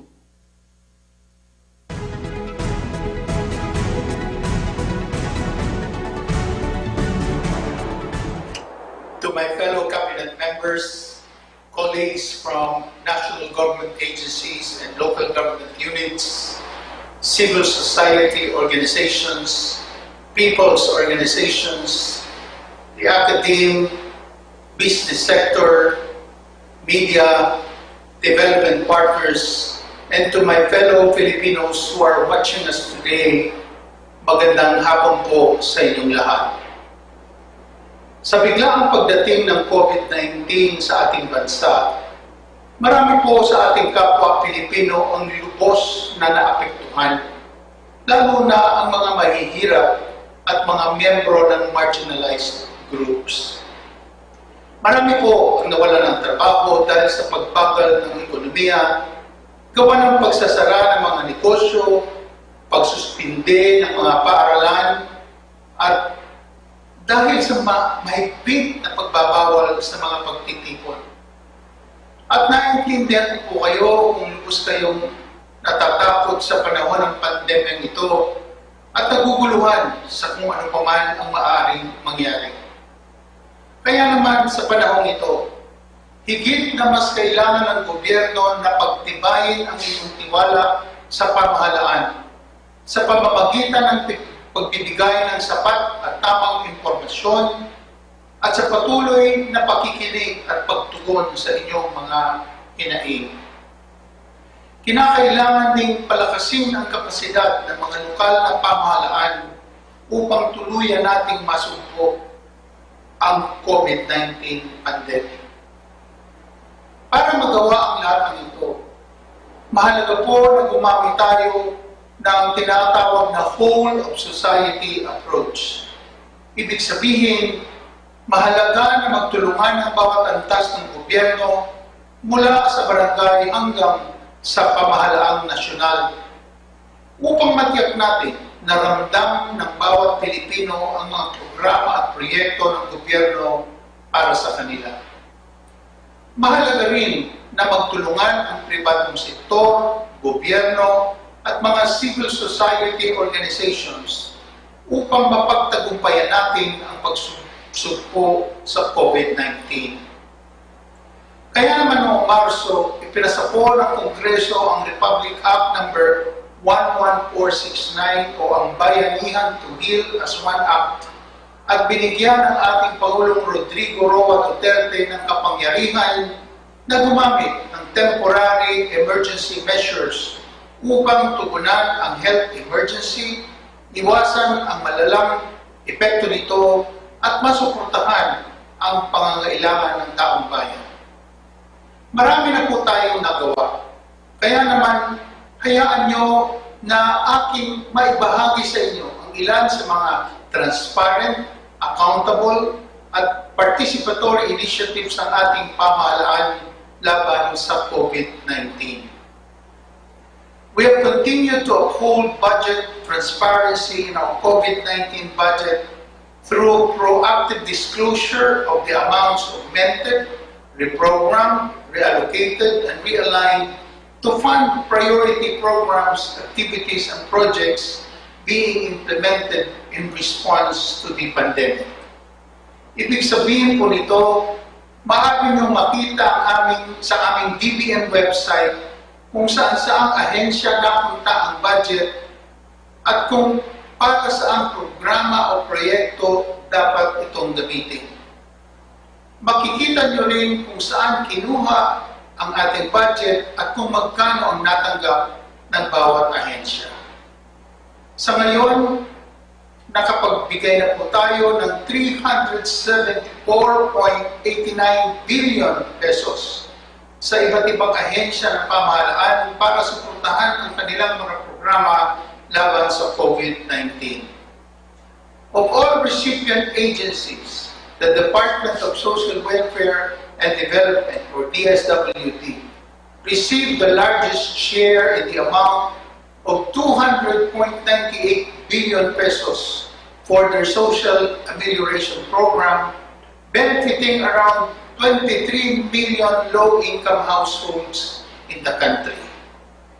Other agencies such as the Department of Labor and Employment and the Department of Agriculture received 12.59 billion and 11.10 billion respectively to support their programs for displaced formal and informal workers, overseas Filipino workers, and affected farmers and fisherfolks. We also provided a budget of 51 billion for the Small Business Wage Subsidy Program, which aimed to benefit affected micro, medium, and small enterprises, or MSMEs, through the Department of Finance. To support the country's healthcare capacity, the Department of Health received an allotment of 48.23 billion to fund the agency's immediate and continued COVID-19 response programs, as well as for the procurement of test kits and PPEs. 37.5 billion was released as bayanihan grants to provinces, cities, and municipalities. And of this amount, 7.6 billion were already liquidated by 386 local government units.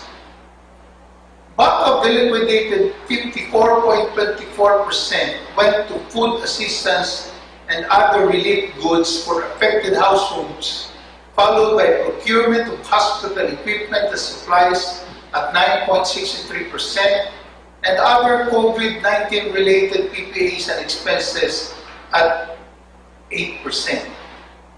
The Department of Education also received 10.91 billion for its Basic Education Learning Continuity Plan, or BALCP program, which aims to ensure educational continuity in this time of crisis by adopting multiple learning delivery modes, such as distance learning and blended learning, among others, while ensuring the health, safety, and welfare of all learners, teachers, and personnel.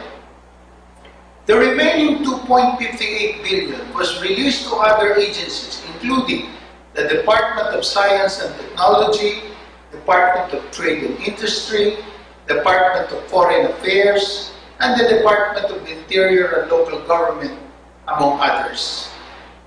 Aside from upholding budget transparency, the executive branch also publishes and submits a weekly bayanihan report to the Joint Congressional Oversight Committee, which contains updates on government initiatives being maintained or implemented pursuant to the bayanihan law.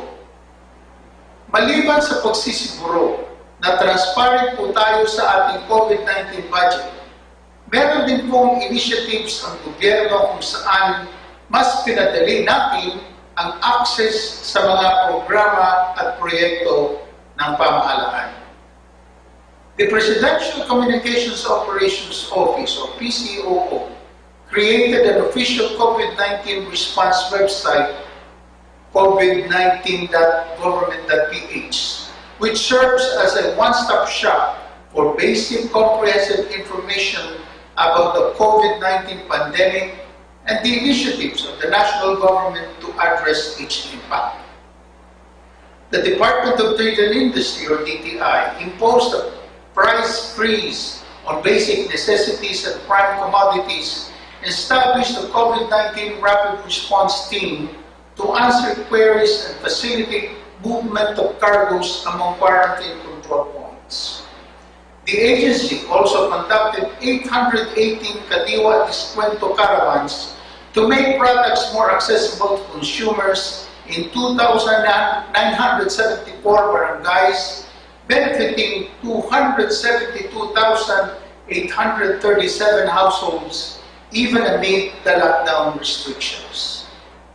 DTI also brought its services down to the barangay level through the livelihood seeding program, Negosyo Servisyo sa Barangay, benefiting 632 barangays and 4,824 MSMEs. Apart from the proactive response of various implementing agencies, it is also important for the government to provide a platform for citizens to give their feedback and in turn be able to have a holistic understanding of the situation. Napakahalaga na makinig ang gobyerno sa inyo para po maitama ang mga mali, mapunan ang mga pagkukulang at mas mapabilis ang implementasyon ng mga programa laban sa COVID-19. Kaya naman, marami din po tayo initiatives kung saan ang gobyerno ay bukas at nakikinig sa mga gusto ninyong ipahiwatig sa pamahalaan. The PCOO, together with the Office of the Presidential Spokesperson, OPS, conducts daily press briefings with the Malacanang Press Corps to allow the public to ask questions and seek clarifications directly from government officials regarding COVID-19 measures.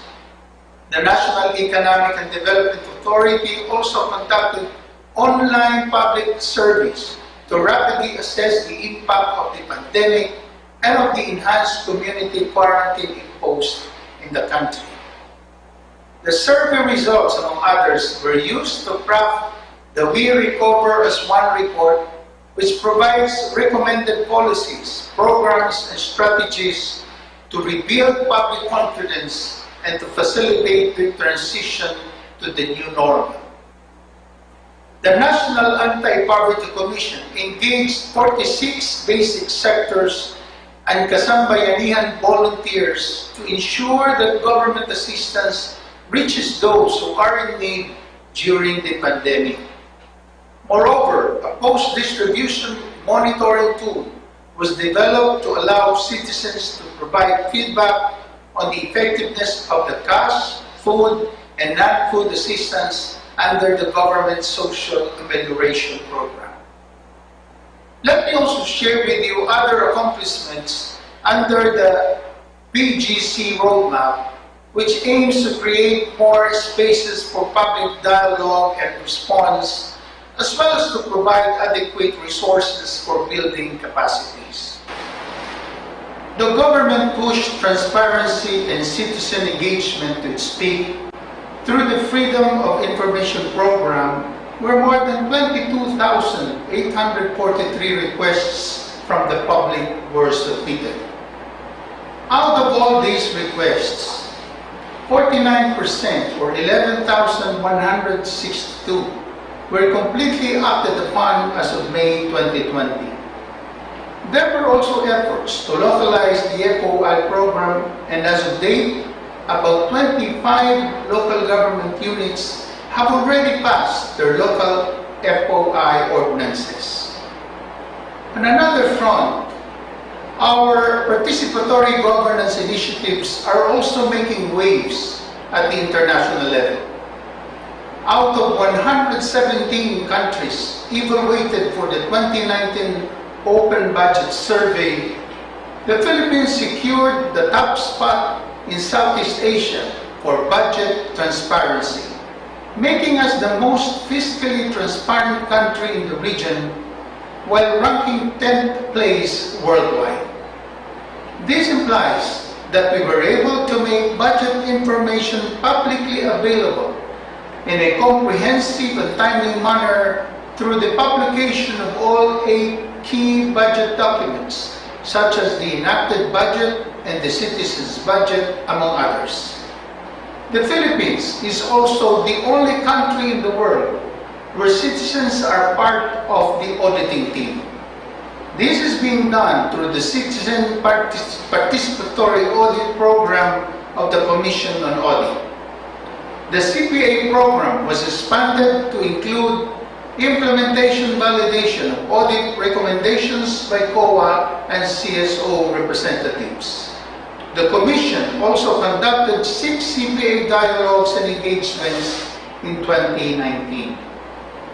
Because of all these efforts, the Philippines remains to be recognized as a global leader in the open government space and in our experiences that are continuously being shared and cited in various global and regional platforms such as the Open Government Partnership, Global Initiative for Fiscal Transparency, the Association of Southeast Asian Nations, and the Asia-Pacific Economic Cooperation, among others. Ang lahat po ng ito ay nagawa ng gobyerno dahil na rin sa tulong ng iba't ibang grupo at organisasyon na marapat lamang na ating pasalamatan. Let me therefore also acknowledge the contributions made by the private sector, the civil society organizations, people's organizations, our development partners, the academia, media, and by the citizens themselves in this fight against COVID-19. They have contributed cash, food, and non-food assistance, such as cash subsidies, food packs, relief goods, medicines, medical supplies, PPEs and testing kits, quarantine facilities and necessities, among others, to help those affected by the pandemic.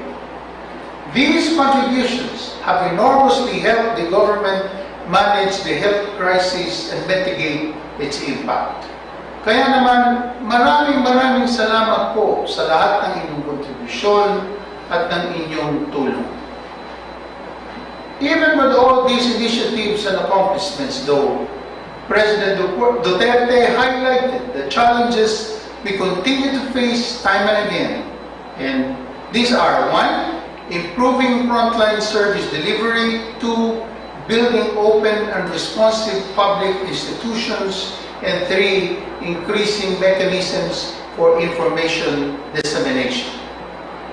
That is why for our future directions, we aim to undertake a more strategic and convergent approach in promoting participatory governance through the revision and enhancement of the clusters, programs, and projects under the PGC roadmap.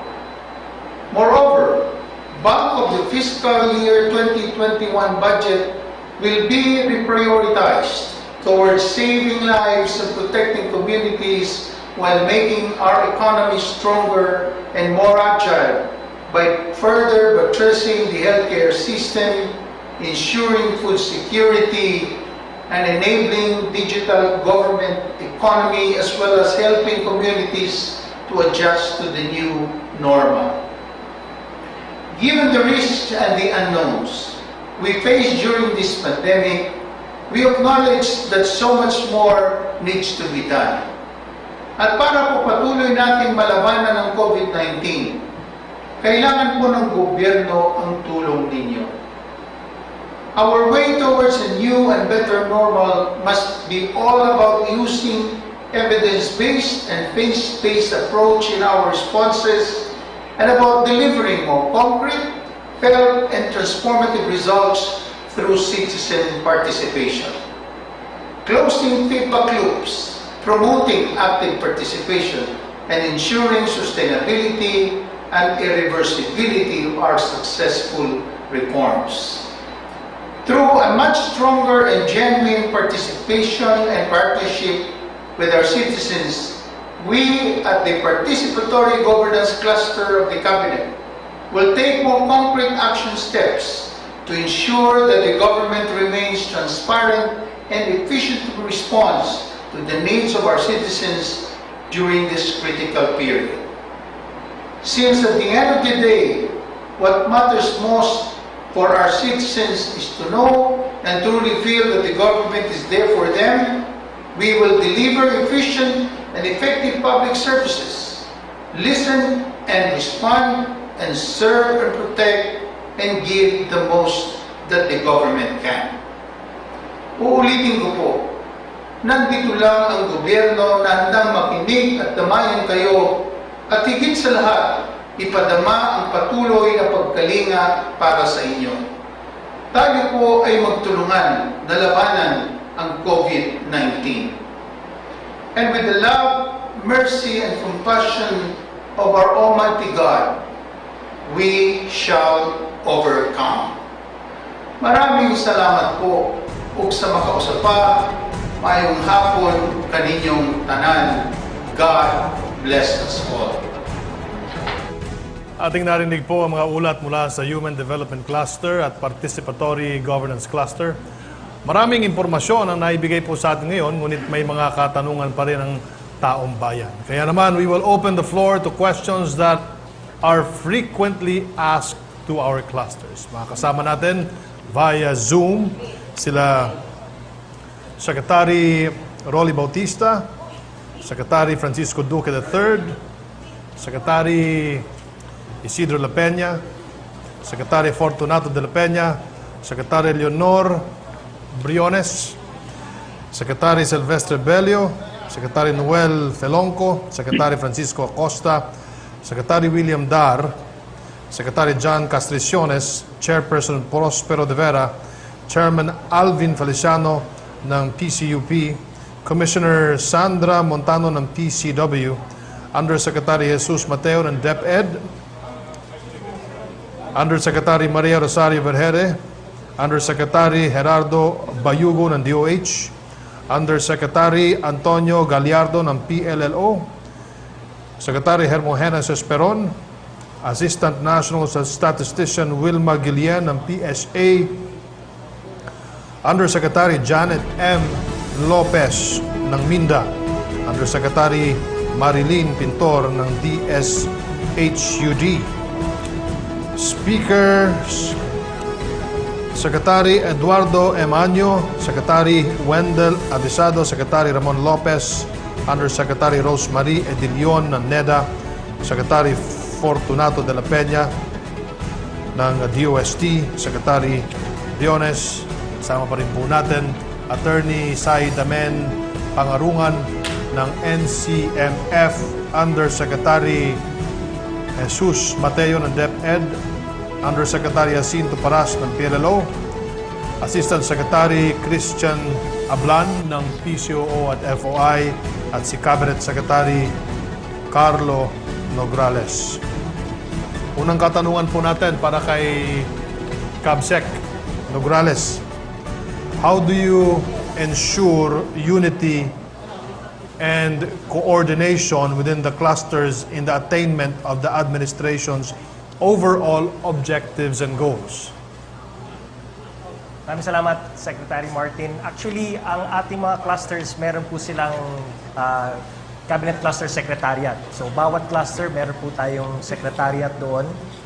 At meron din po tayong tinatawag na Cabinet Cluster Secretariat System kung saan nagmi-meeting ang lahat ng secretariats ng lahat ng clusters para pag-usapan kung ano na yung mga updates and accomplishments at ang mga commitments ng bawat cluster at syempre para synchronized at coordinated ang lahat ng mga efforts po natin. Pangalawa po, meron din po tayong syempre sinusuportahan natin ang convergence budgeting. So kung saan meron mga programs, activities, or projects na pwedeng mag-converge between and among different agencies and departments, ito po yung binibigyan din natin ng kinaukulang suporta, no? At ang DBM, sinusuportahan din nila itong convergence budgeting, syempre. Pangatlo po, meron din po tayong tinatawag na Cabinet Assistance System kung saan yung mga matters, issues, and concerns na kailangan pong desisyonan ng ating Pangulo o maging ng kanyang gabinete ay pinag-uusapan po natin doon sa Cabinet Assistance System. Kung ma-iron out natin at ma-resolve natin yung issues doon, then i-resolve po natin sa level na yon. Pero kung hindi, ay inaakyat po natin for agenda sa Cabinet meeting. Kung saan, hintayin natin yung magiging desisyon ni Pangulo at yung kanya pong direktiba. At syempre pa, itong ating pre-SONA forums, isa rin po itong paraan kung paano na-update ang ating accomplishments, paano na-assure na synchronized po at coordinated ang lahat ng efforts ng gobyerno at nire-report natin sa taong bayan ang lahat ng ito for constant updating po sa inyo. Cabinet Secretary Nograles, ang susunod po nating katanungan ay para po kay DSWD Secretary Rolly Bautista. What is the DSWD's effort to cushion the impact of COVID-19 and prepare for future pandemics?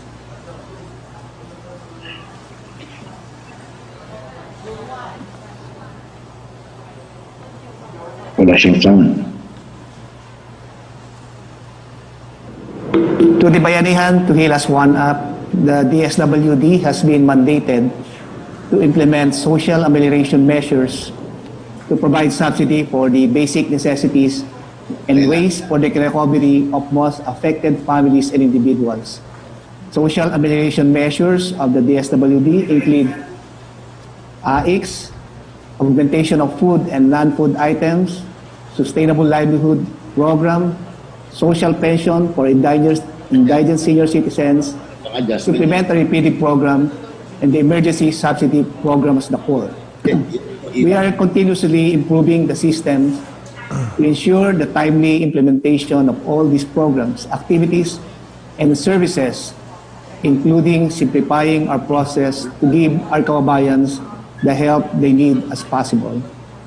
And while we trust that these interventions are crucial in cushioning the effects of the pandemic, we also believe that it is high time to approach key issues from a systems-wide approach rather than a program's perspective.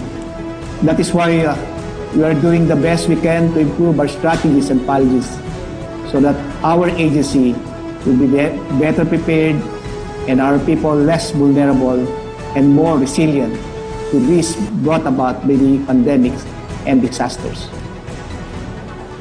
Thank you so much, Secretary Rolly Bautista. Ang susunod po na katanungan ay para po kay Department of Health Secretary Francisco Duque. What is the government's integrated health program to respond to COVID-19 and future pandemics? Magandang umaga sa iyo, Ginoong Kalihim Martin Andanar ng PCOO at sa ating po mga kasamang mga kapwa ko, miyembro ng kabinete ni Pangulong Rodrigo Roa Duterte.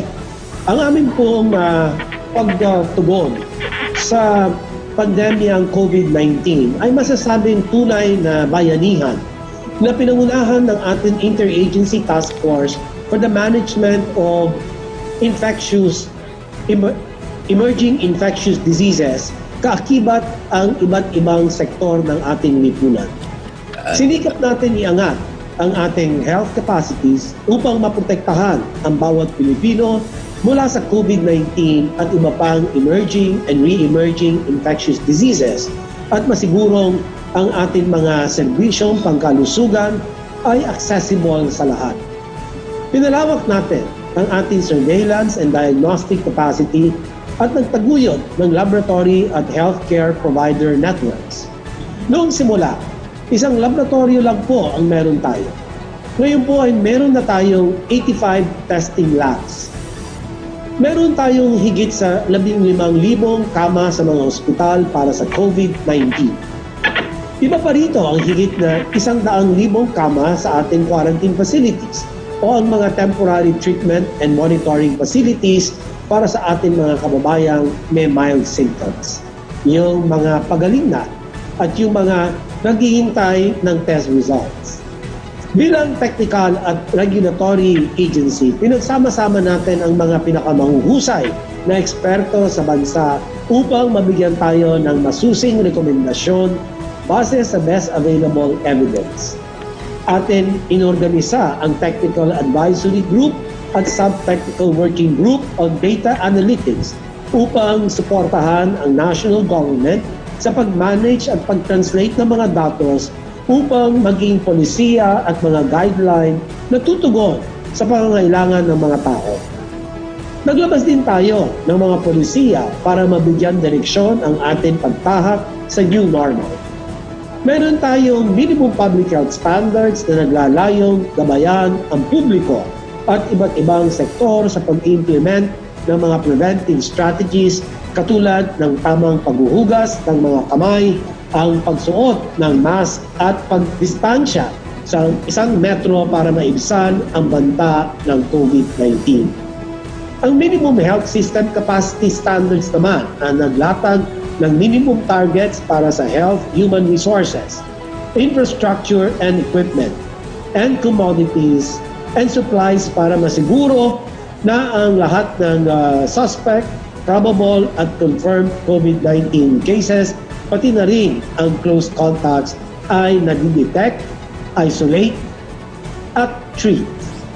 Bilang bahagi ng ating strategic communication, ginamit natin platform ang traditional at emerging media upang ipabatid ang mahalagang impormasyong kalusugan sa mga mamamayan.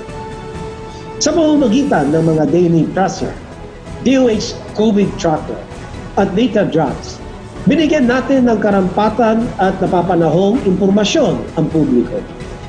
Inilunsad din natin ang BIDA campaign bilang bahagi ng ating mga strategic communication initiatives upang maipabatid ang mahalagang impormasyon, pangkalusugan at mahikayat ang publiko na magsagawa ng mga mahalagang practice upang maiwasan ang pagkalat ng COVID.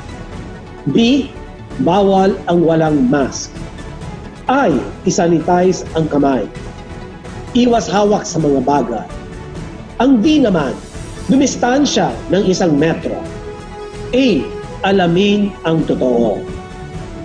Habang tayo po ay nakikibaka sa pandemyang ito, kailangan natin siguraduhin na atin ma-deliver ang mandato ng universal healthcare kung saan tayo ay magsishift sa primary care-oriented, integrated healthcare delivery network. Ngayon natin pinaiigting ang pag-integrate ng Philippine Health Facilities Development Plan at Human Resources for Health Master Plan. At habang tayo ay nagsisikap na bumangon muli, binubuo naman natin ang ating kapasidad na palakasin ang ating public health system, partikular na ang ating mga local government unit bilang mga primary responders. Atin isinusulong ang pagtatayo ng ating sariling Philippine Center for Disease Control and Prevention, kasama ang pinalawak na Health Promotion Bureau. At habang hindi pa available ang bakuna para sa COVID-19, atin pinalalakas ang ating vaccine delivery system bilang paghahanda sa malawakang pagbabakuna sa ating populasyon. Kasama rito ang ating sistema para sa mga bakunang kasama sa ating National Immunization Program. Tayo ay nagsusumikap na magtaguyod ng health system na makatugon na nagbabagong pangangailangan ng mga Pilipino na hindi lamang passive beneficiaries of health services kundi aktibong nangangalaga sa kanilang kalusugan at nagtataguyod ng kanilang karapatang pangkalusugan. Bilang isang nagkakaisang bansa, ating tatahakin ang universal healthcare bilang susi sa ating new normal. Thank you so much, Secretary Duque. Ang susunod po na katanungan ay para po kay Silvestre Belio III, Secretary of the Department of Labor and Employment. What livelihood programs or employment opportunities are available for displaced OFWs?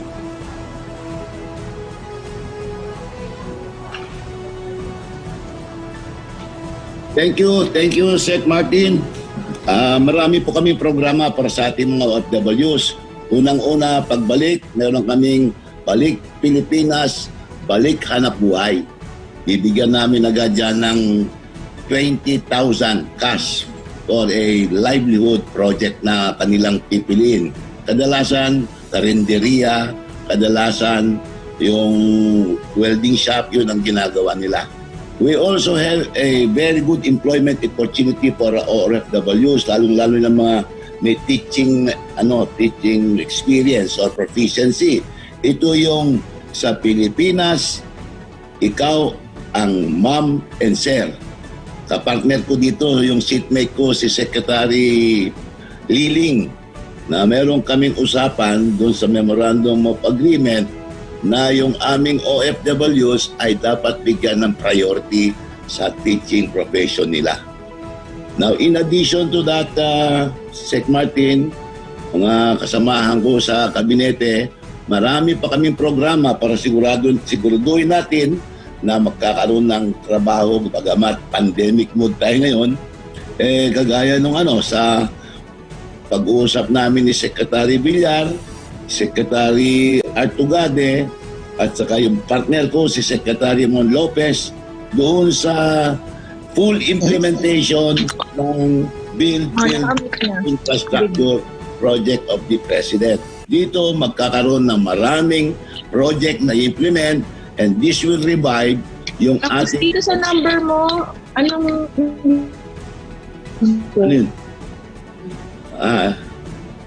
Yung this will revive the construction industry, and we hope to generate not less than 400,000 working opportunities. Kausap namin dito yung mga leaders ng construction industry, and they committed to us that they will not only hire our construction workers, they will see to it na ma-maximize yung availability of work by manualizing yung work rather than mechanizing the work. So sa halip na bibili ng bako, mag-hire na lang ng additional 50 workers. Meron din tayong programa na yung DOLE Integrated Livelihood Program. Ito yung bibigyan namin ng livelihood project ang mga OFWs, even yung mga ordinary workers, bibigyan din namin, and we will also provide opportunities like giving them or extending to them 250 to 1 million loan at very minimal interest para sa ganun ay makapasok sila sa negosyo. Ayun po, yun po ang aming mga plano para sa ating OFW, at tinitiyak namin lalong-lalo na sa BPO, yung call centers. We have already an invitation for not less than 6,000 call center agents, and we requested our mga nasa industry ng BPO na kung maaari i-prioritize nila yung mga OFWs natin. Yun lang, Sec Martin. Thank you very much. Salamat, Sec Bebot Bello. Ang susunod po natin na katanungan ay para po sa TESDA kay Secretary Isidro La Peña. How can TESDA assist the vulnerable and marginalized sectors, especially in this time of pandemic where reaching them becomes more difficult due to social or physical distancing guidelines in place? How can we ensure their unhampered access to TESDA programs and services? Maraming salamat, Secretary Martin, at saka sa mga kasamaan ko sa kabinete. Magandang tanghali po sa inyo lahat. Ang TESDA, being the lead agency for the Poverty Reduction, Livelihood and Employment Cluster or PRLEC ng National Task Force to End Local Communist Armed Conflict, is in close coordination with the local government units and in support of our LGUs and other PRLEC member agencies in convergence in livelihood programs for the more affected and vulnerable communities, such as the indigenous people and their communities, mga former rebels, at ang mga beneficiaries ng Pantawid Pamilyang Pilipino Program. Ang TESDA training centers natin have assumed the provision of programs and services and are now going to the communities following the approval of IATF in the resolution number 47 June 19, dated June 19, 2020. On agriculture and food production, we engage communities in organic crops farming and livestock production through training com production. Of course, this is in partnership, in close coordination, collaboration with the Department of Agriculture. This is to ensure food security and sustainability as their produce is a viable food source, especially during this time of pandemic. Marketing programs are also included in the trainings to empower these communities to be able to effectively sell their products, or what we call agripreneurship. Several projects are being undertaken, particularly in the identified priority barangays all over the country, as part of the whole-of-nation approach to end local communist armed conflict. One success story is about the AGAC centers in Region 11. AGAC stands for Amuma o Giya Alang sa Kahumagaway, or Care and Guide for Stability Centers. The AGAC Center, which is a product of public-private collaboration, is established to provide the IPs access to daily necessities such as electricity, communication, and even support for our economic activities. The centers are equipped with solar power generators and computer wireless connectivity. At present, 7 AGAC centers have been established in Davao region. We also have skills training tailor-fit for the IPs to support their sustainable development while preserving their culture. These are embroidery, mat weaving, basket weaving, beadworks, and handloom weaving are some of our training for the IPs. And we are also expanding our livelihood assistance through the project IPs. Ang ibig sabihin ng IPs ay indigenous people empowered as agripreneurs towards a collective end in collaboration with the National Commission on Indigenous People. An orientation on the pandemic crisis and how to be protected from the virus through proper sanitation and hygiene is also included in the trainings provided by TESDA.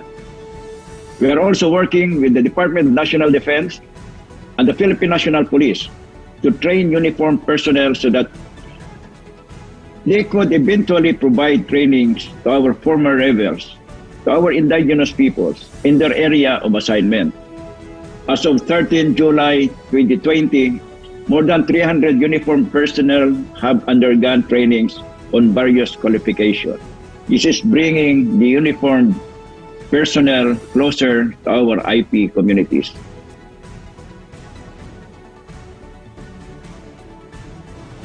Thank you so much, Secretary La Peña. Ang susunod po natin na katanungan ay para po kay Undersecretary Jesus Mateo ng DepEd. Can the government set up an online learning center per barangay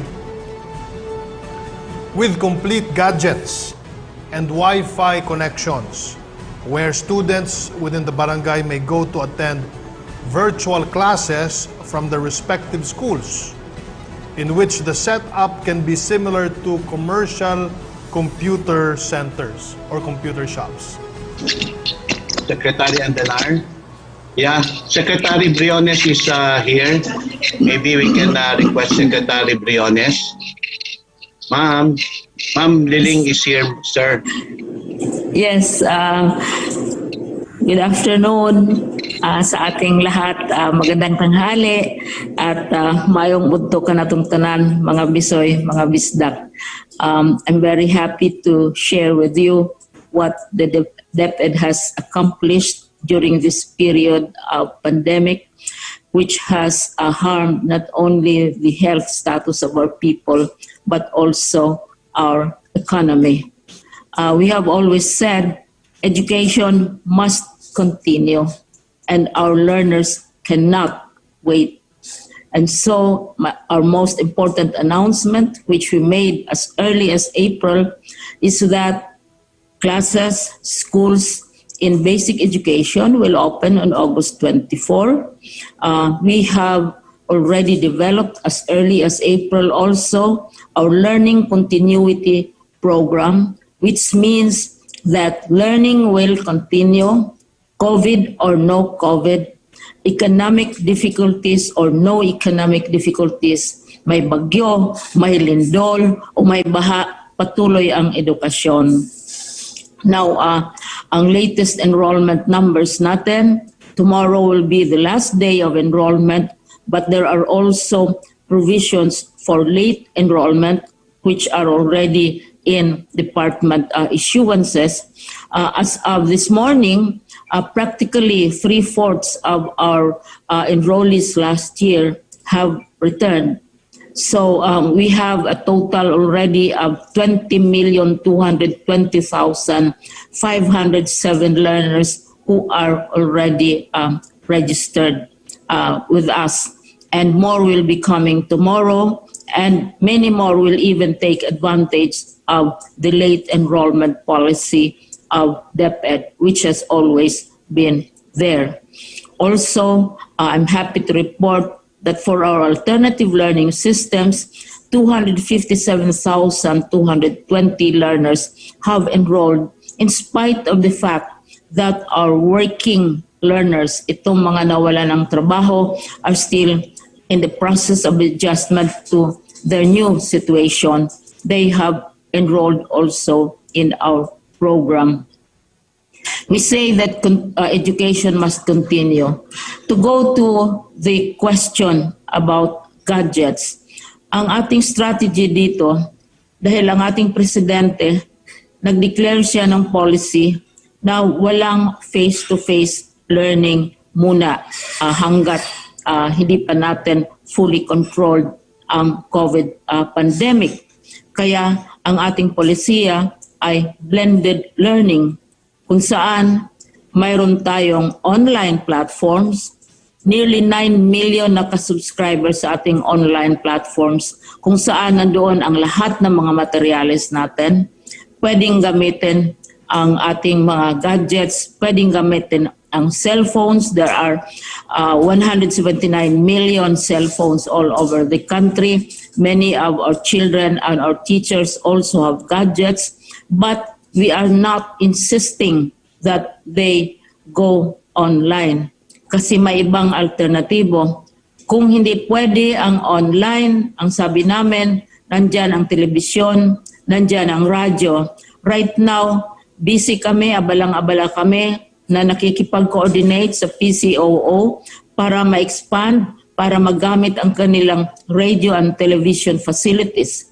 Ina-assess din namin ang napakaraming offers ng both public and private sector providers para sa alternative ways of sharing learning. Pagkatapos, kung hindi talaga pwede, kung walang connectivity, walang radyo, walang platform, walang cellphone, then yung sinasabi nating nandiyan naman yung It's Better manual. Kaya mayroon tayong mga printed modular materials na i-distribute, i-deliver sa mga bahay-bahay ng ating mga eskwelahan sa tulong ng ating mga local governments. So ibig ko sabihin, ang Sec Martin, hindi pinipilit ang mga bata na mag-online sila kung hindi talaga pwede ang online. Dahil maraming ibang paraan na matuturuan sila without necessarily going online. As a matter of fact, abalang-abala kami ngayon para handain ang mga ating mga modular learning materials at this time. At saka sinubukan namin dahil maraming nagsasabi hindi kaya ng DepEd, hindi marunong ang DepEd, hindi nila kayang makayanan itong napakalaking trabaho.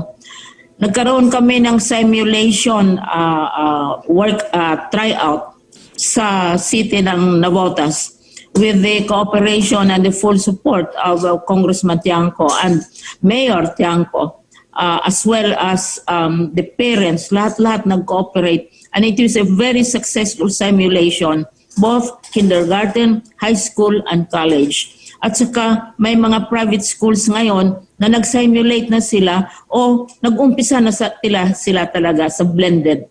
So, wag mag-worry masyado ang parents at mga children kung wala silang gadgets.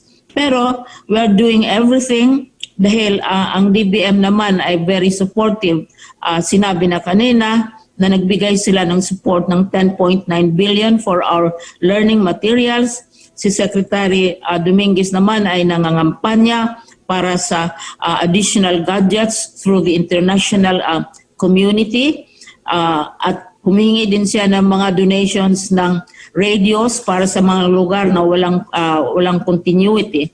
So ang assurance ko, Sec Martin, as Secretary of Education, hindi pinipilit yung online dahil marami pang choices. Nandyan ang telebisyon, nandyan ang radyo, nandyan ang manual, at nandyan ang mga teachers na mag-cooperate sa parents para magiging successful ito.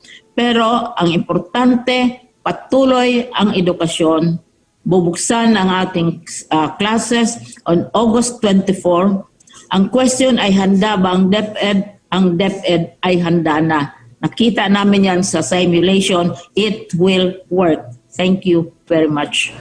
Maraming salamat, Secretary Liling Briones. Ang susunod na katanungan po naman ay para kay DILG Secretary Ed Anyo.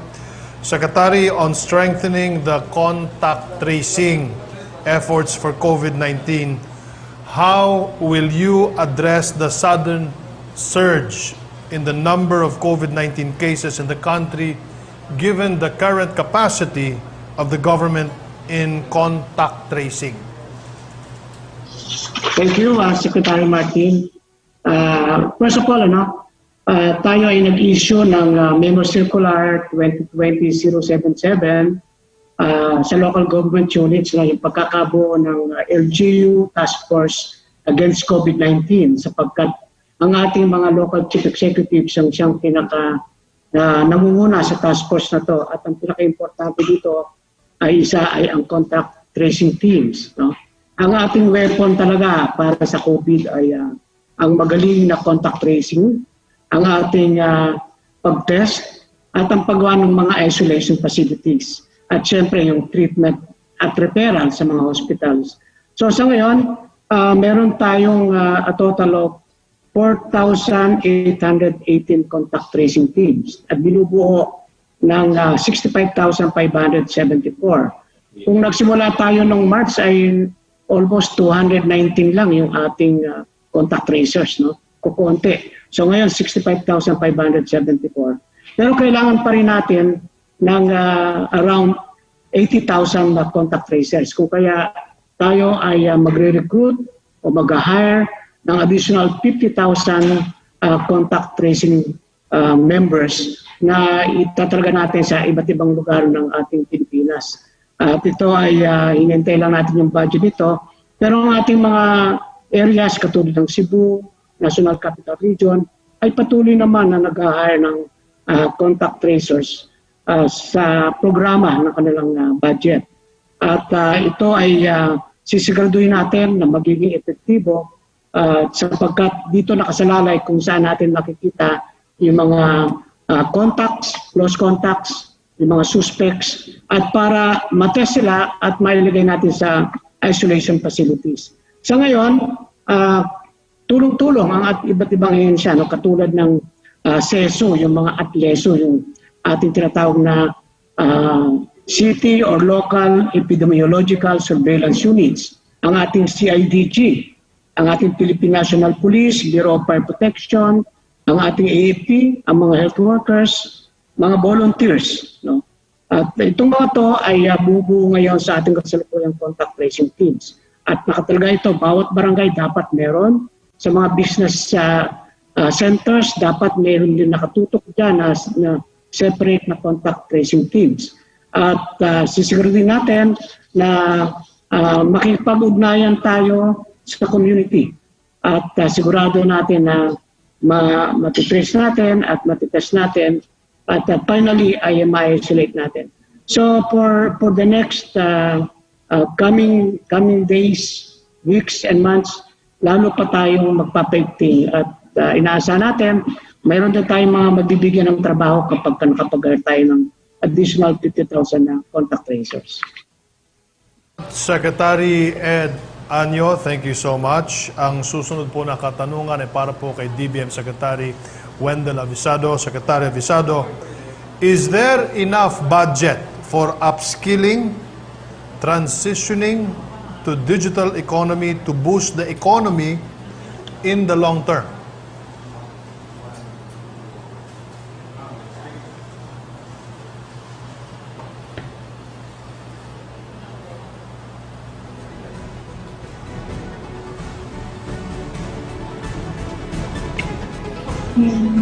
Hindi.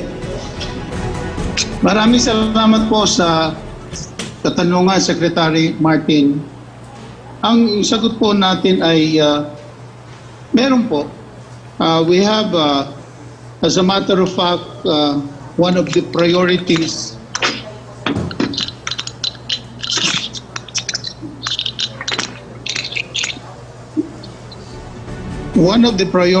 under the 2021 proposed national budget is really in the matter of upscaling our capability to respond to this need now of transitioning to digital economy. The only way for us to boost our economy is to go digital. Kaya naman po, for next year, the government plans to fast-track programs that will promote digitalization of the economy, the health sector, the government and social assistance, among others. For instance, there will be a budget allotted for distance learning under the Department of Education, distance learning systems, and the procurement of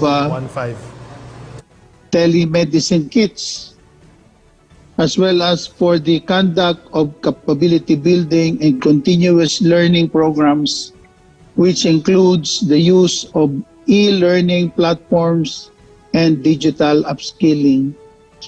There will also be an increase in the budget for the Philippine Identification System to fast-track its implementation. At ito po at iba pang mga kaakibat na programa that will upskill the government's capability to transition to a digital economy is one of the major concerns of our government, Secretary Martin. Secretary Wendell Avisado, maraming salamat po. Ang susunod po na katanungan ay para po kay Assistant Secretary Chris Sablan ng PCOO at Executive Director ng Freedom of Information. How can the government improve transparency and improve the speed of delivery or delivering public information towards the end of the administration's term? Thank you so much po, Secretary Martin. We're very proud po at the PCOO that we're able to run the Freedom of Information program the way the President envisioned it back in July 2016.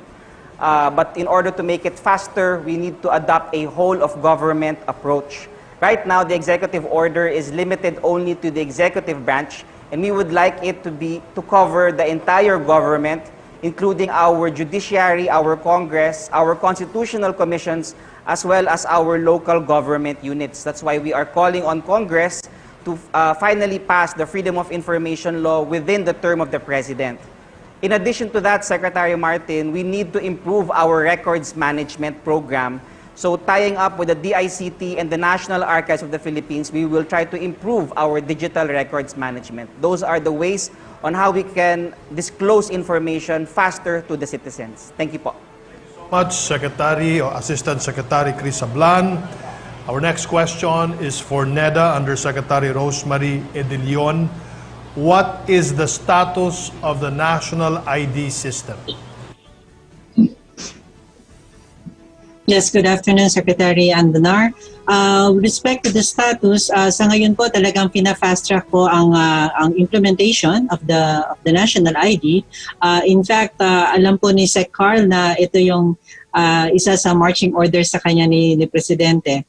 So right now, nandun na po sa stage na yung tinatawag natin na ABIS, the Automated Biometric Information System, is already being procured, and the PSA is also being assisted by the DICT para mapabilis po yung pag-evaluate ng mga magdadatingan ng mga bids na ito. So we're hoping po talaga na talagang fighting target po ng PSA, and like I said, nakatutok dito si Sec Carl, that by the end of the year we will have registered at least 5 million individuals. And ang mangyayari po nito ay sisikapin po ng mga representing 5 million households po ito para nun makatulong to ng husto in the later distribution of assistance programs ng ating gobyerno. Thank you po. Maraming salamat po sa inyong sagot, Undersecretary De Leon. Ang susunod po natin na katanungan ngayong hapon ay para po kay Secretary Saidamen Pangarungan. Secretary, ito po yung tanong. Is there a clear information dissemination mechanism for the National Action Plan on health or COVID-19 response, especially for Mindanao? Salamat, Secretary Martin. Assalamualaikum warahmatullahi ta'ala wabarakatuh. Magandang hapon po sa inyong lahat. Yes, the National Task Force spearheads the implementation of the National Action Plan against COVID-19 through the regional task forces. Now, for the 4 million Muslims who live within the farm, we have the Chief Minister of the Bangsamoro Autonomous Region in Muslim Mindanao, who is designated as chair of the regional task force.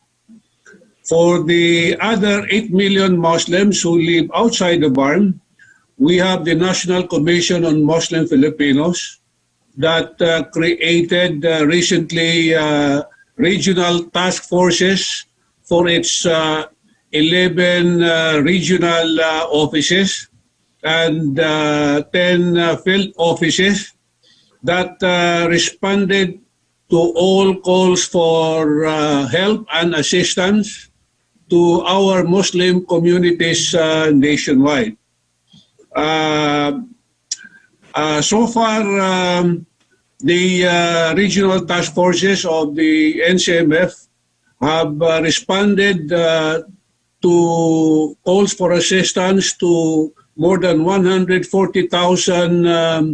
Muslim beneficiaries nationwide.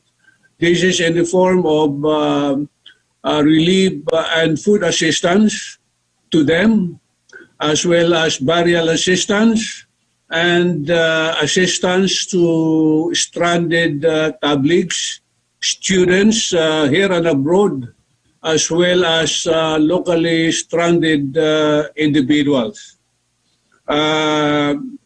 The regional task forces also adopts the policy of the mandatory public disclosure of personal information relating to concerns on COVID-19 response. Yun po, at salamat. Maraming salamat po, Secretary Pangarungan. Ang ating susunod na katanungan po ay para sa Department of Trade and Industry, Secretary Mon Lopez.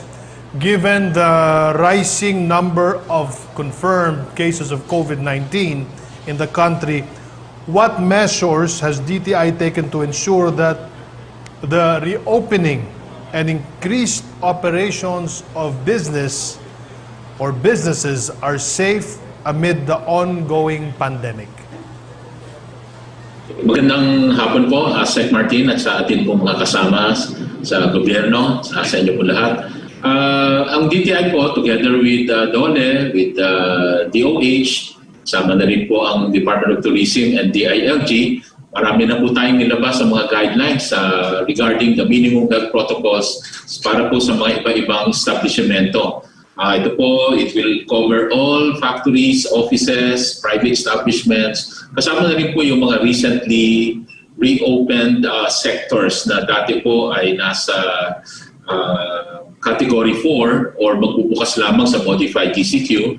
Subalit inallow na po ng IATF na magbukas kahit 30% operating capacity under DCQ. So kasama po dyan yung mga dine-in, restaurants, and also yung mga barbershops and salons. So meron pong mga kanya-kanyang minimum health protocol. At isa po sa pinaiigting, sinisigurado pong strict compliance ay ito pong mga health protocols natin so that we can really safely reopen the economy.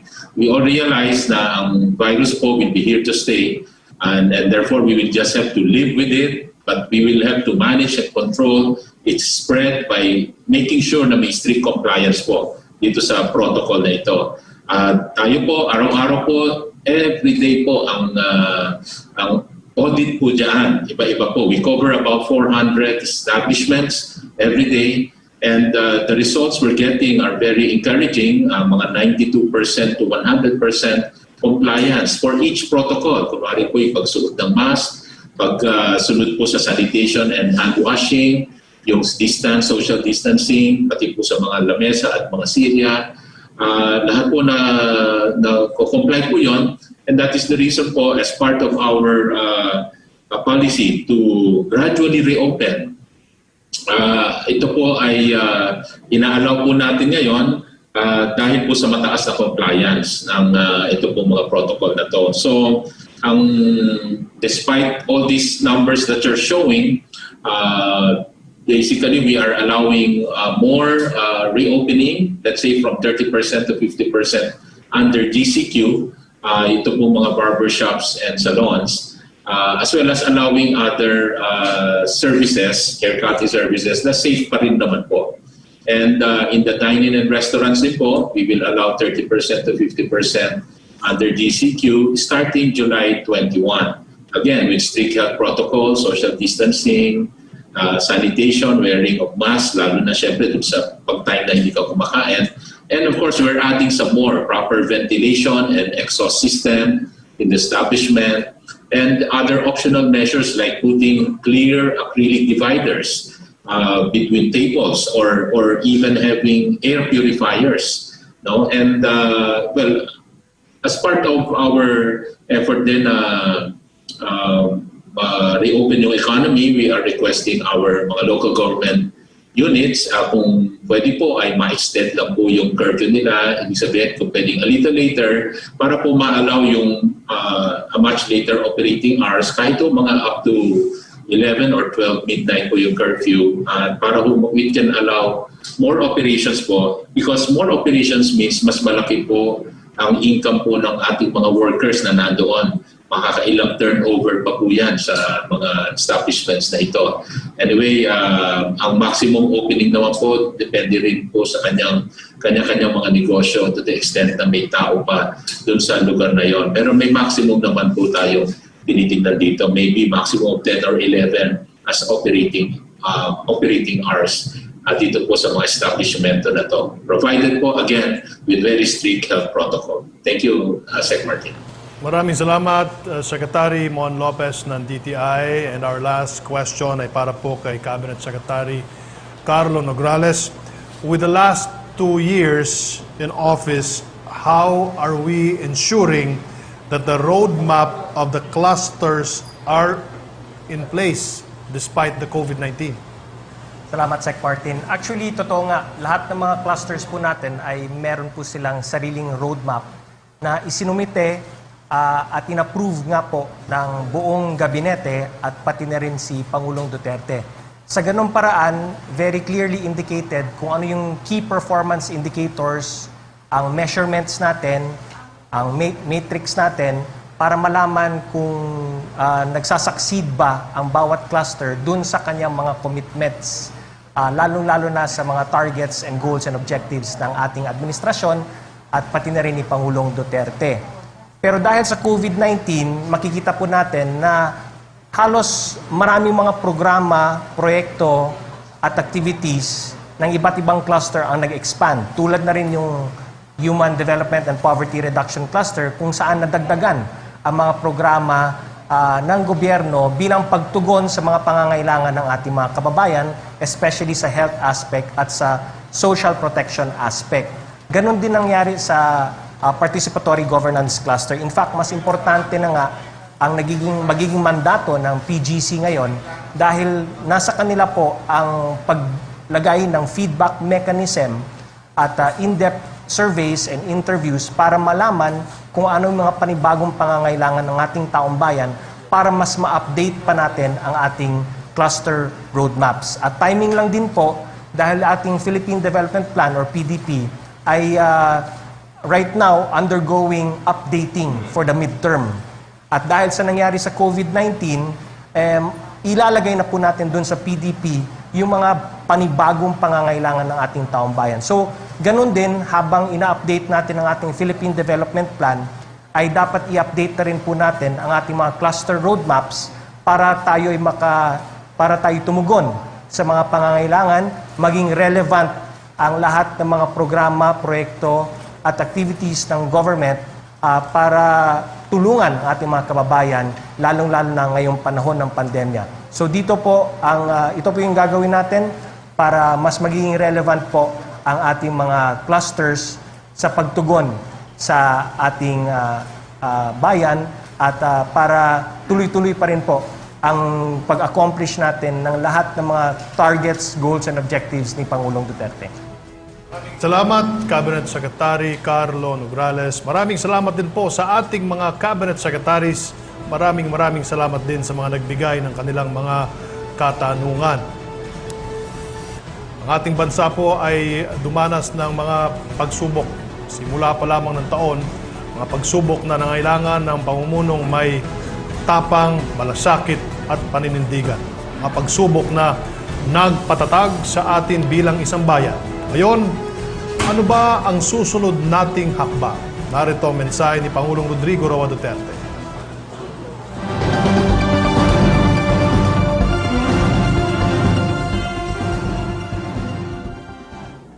My fellow Filipinos, the accomplishments that we have just presented to you in this pre-SONA forum are the fruits of our collective efforts to foster real, lasting, and meaningful change in our country. Numerous trials have tested our resolve these past few years, but we always emerge victorious because of our unity and bayanihan as a people. As we look to the future with much hope and positivity, let us continue to work together to build a better and more prosperous Philippines, and for ourselves and the next generation of Filipinos. Mabuhay ang Republika ng Pilipinas. Maraming salamat po sa inyo na nasa tahanan, na nanonood at sumusubaybay sa ating pre-SONA forum. Sa mga secretaries na walang sawang sumusuporta po at nakikisa, salamat po. Huwag kayong aalis dahil pagkatapos ng programang ito ay meron tayong virtual presser kung saan mga katanungan naman na mga kasama natin sa media ang sasagutin ng ating mga butihing lingkod bayan. Sa susunod na linggo, atin namang makakasama ang Climate Change Adaptation, Mitigation, and Disaster Risk Reduction Cluster at ang Security, Justice, and Peace Cluster. See you next week. Ito po si Secretary Martin Andanar para sa Tatak ng Pagbabago 2020, the Pre-SONA Forum.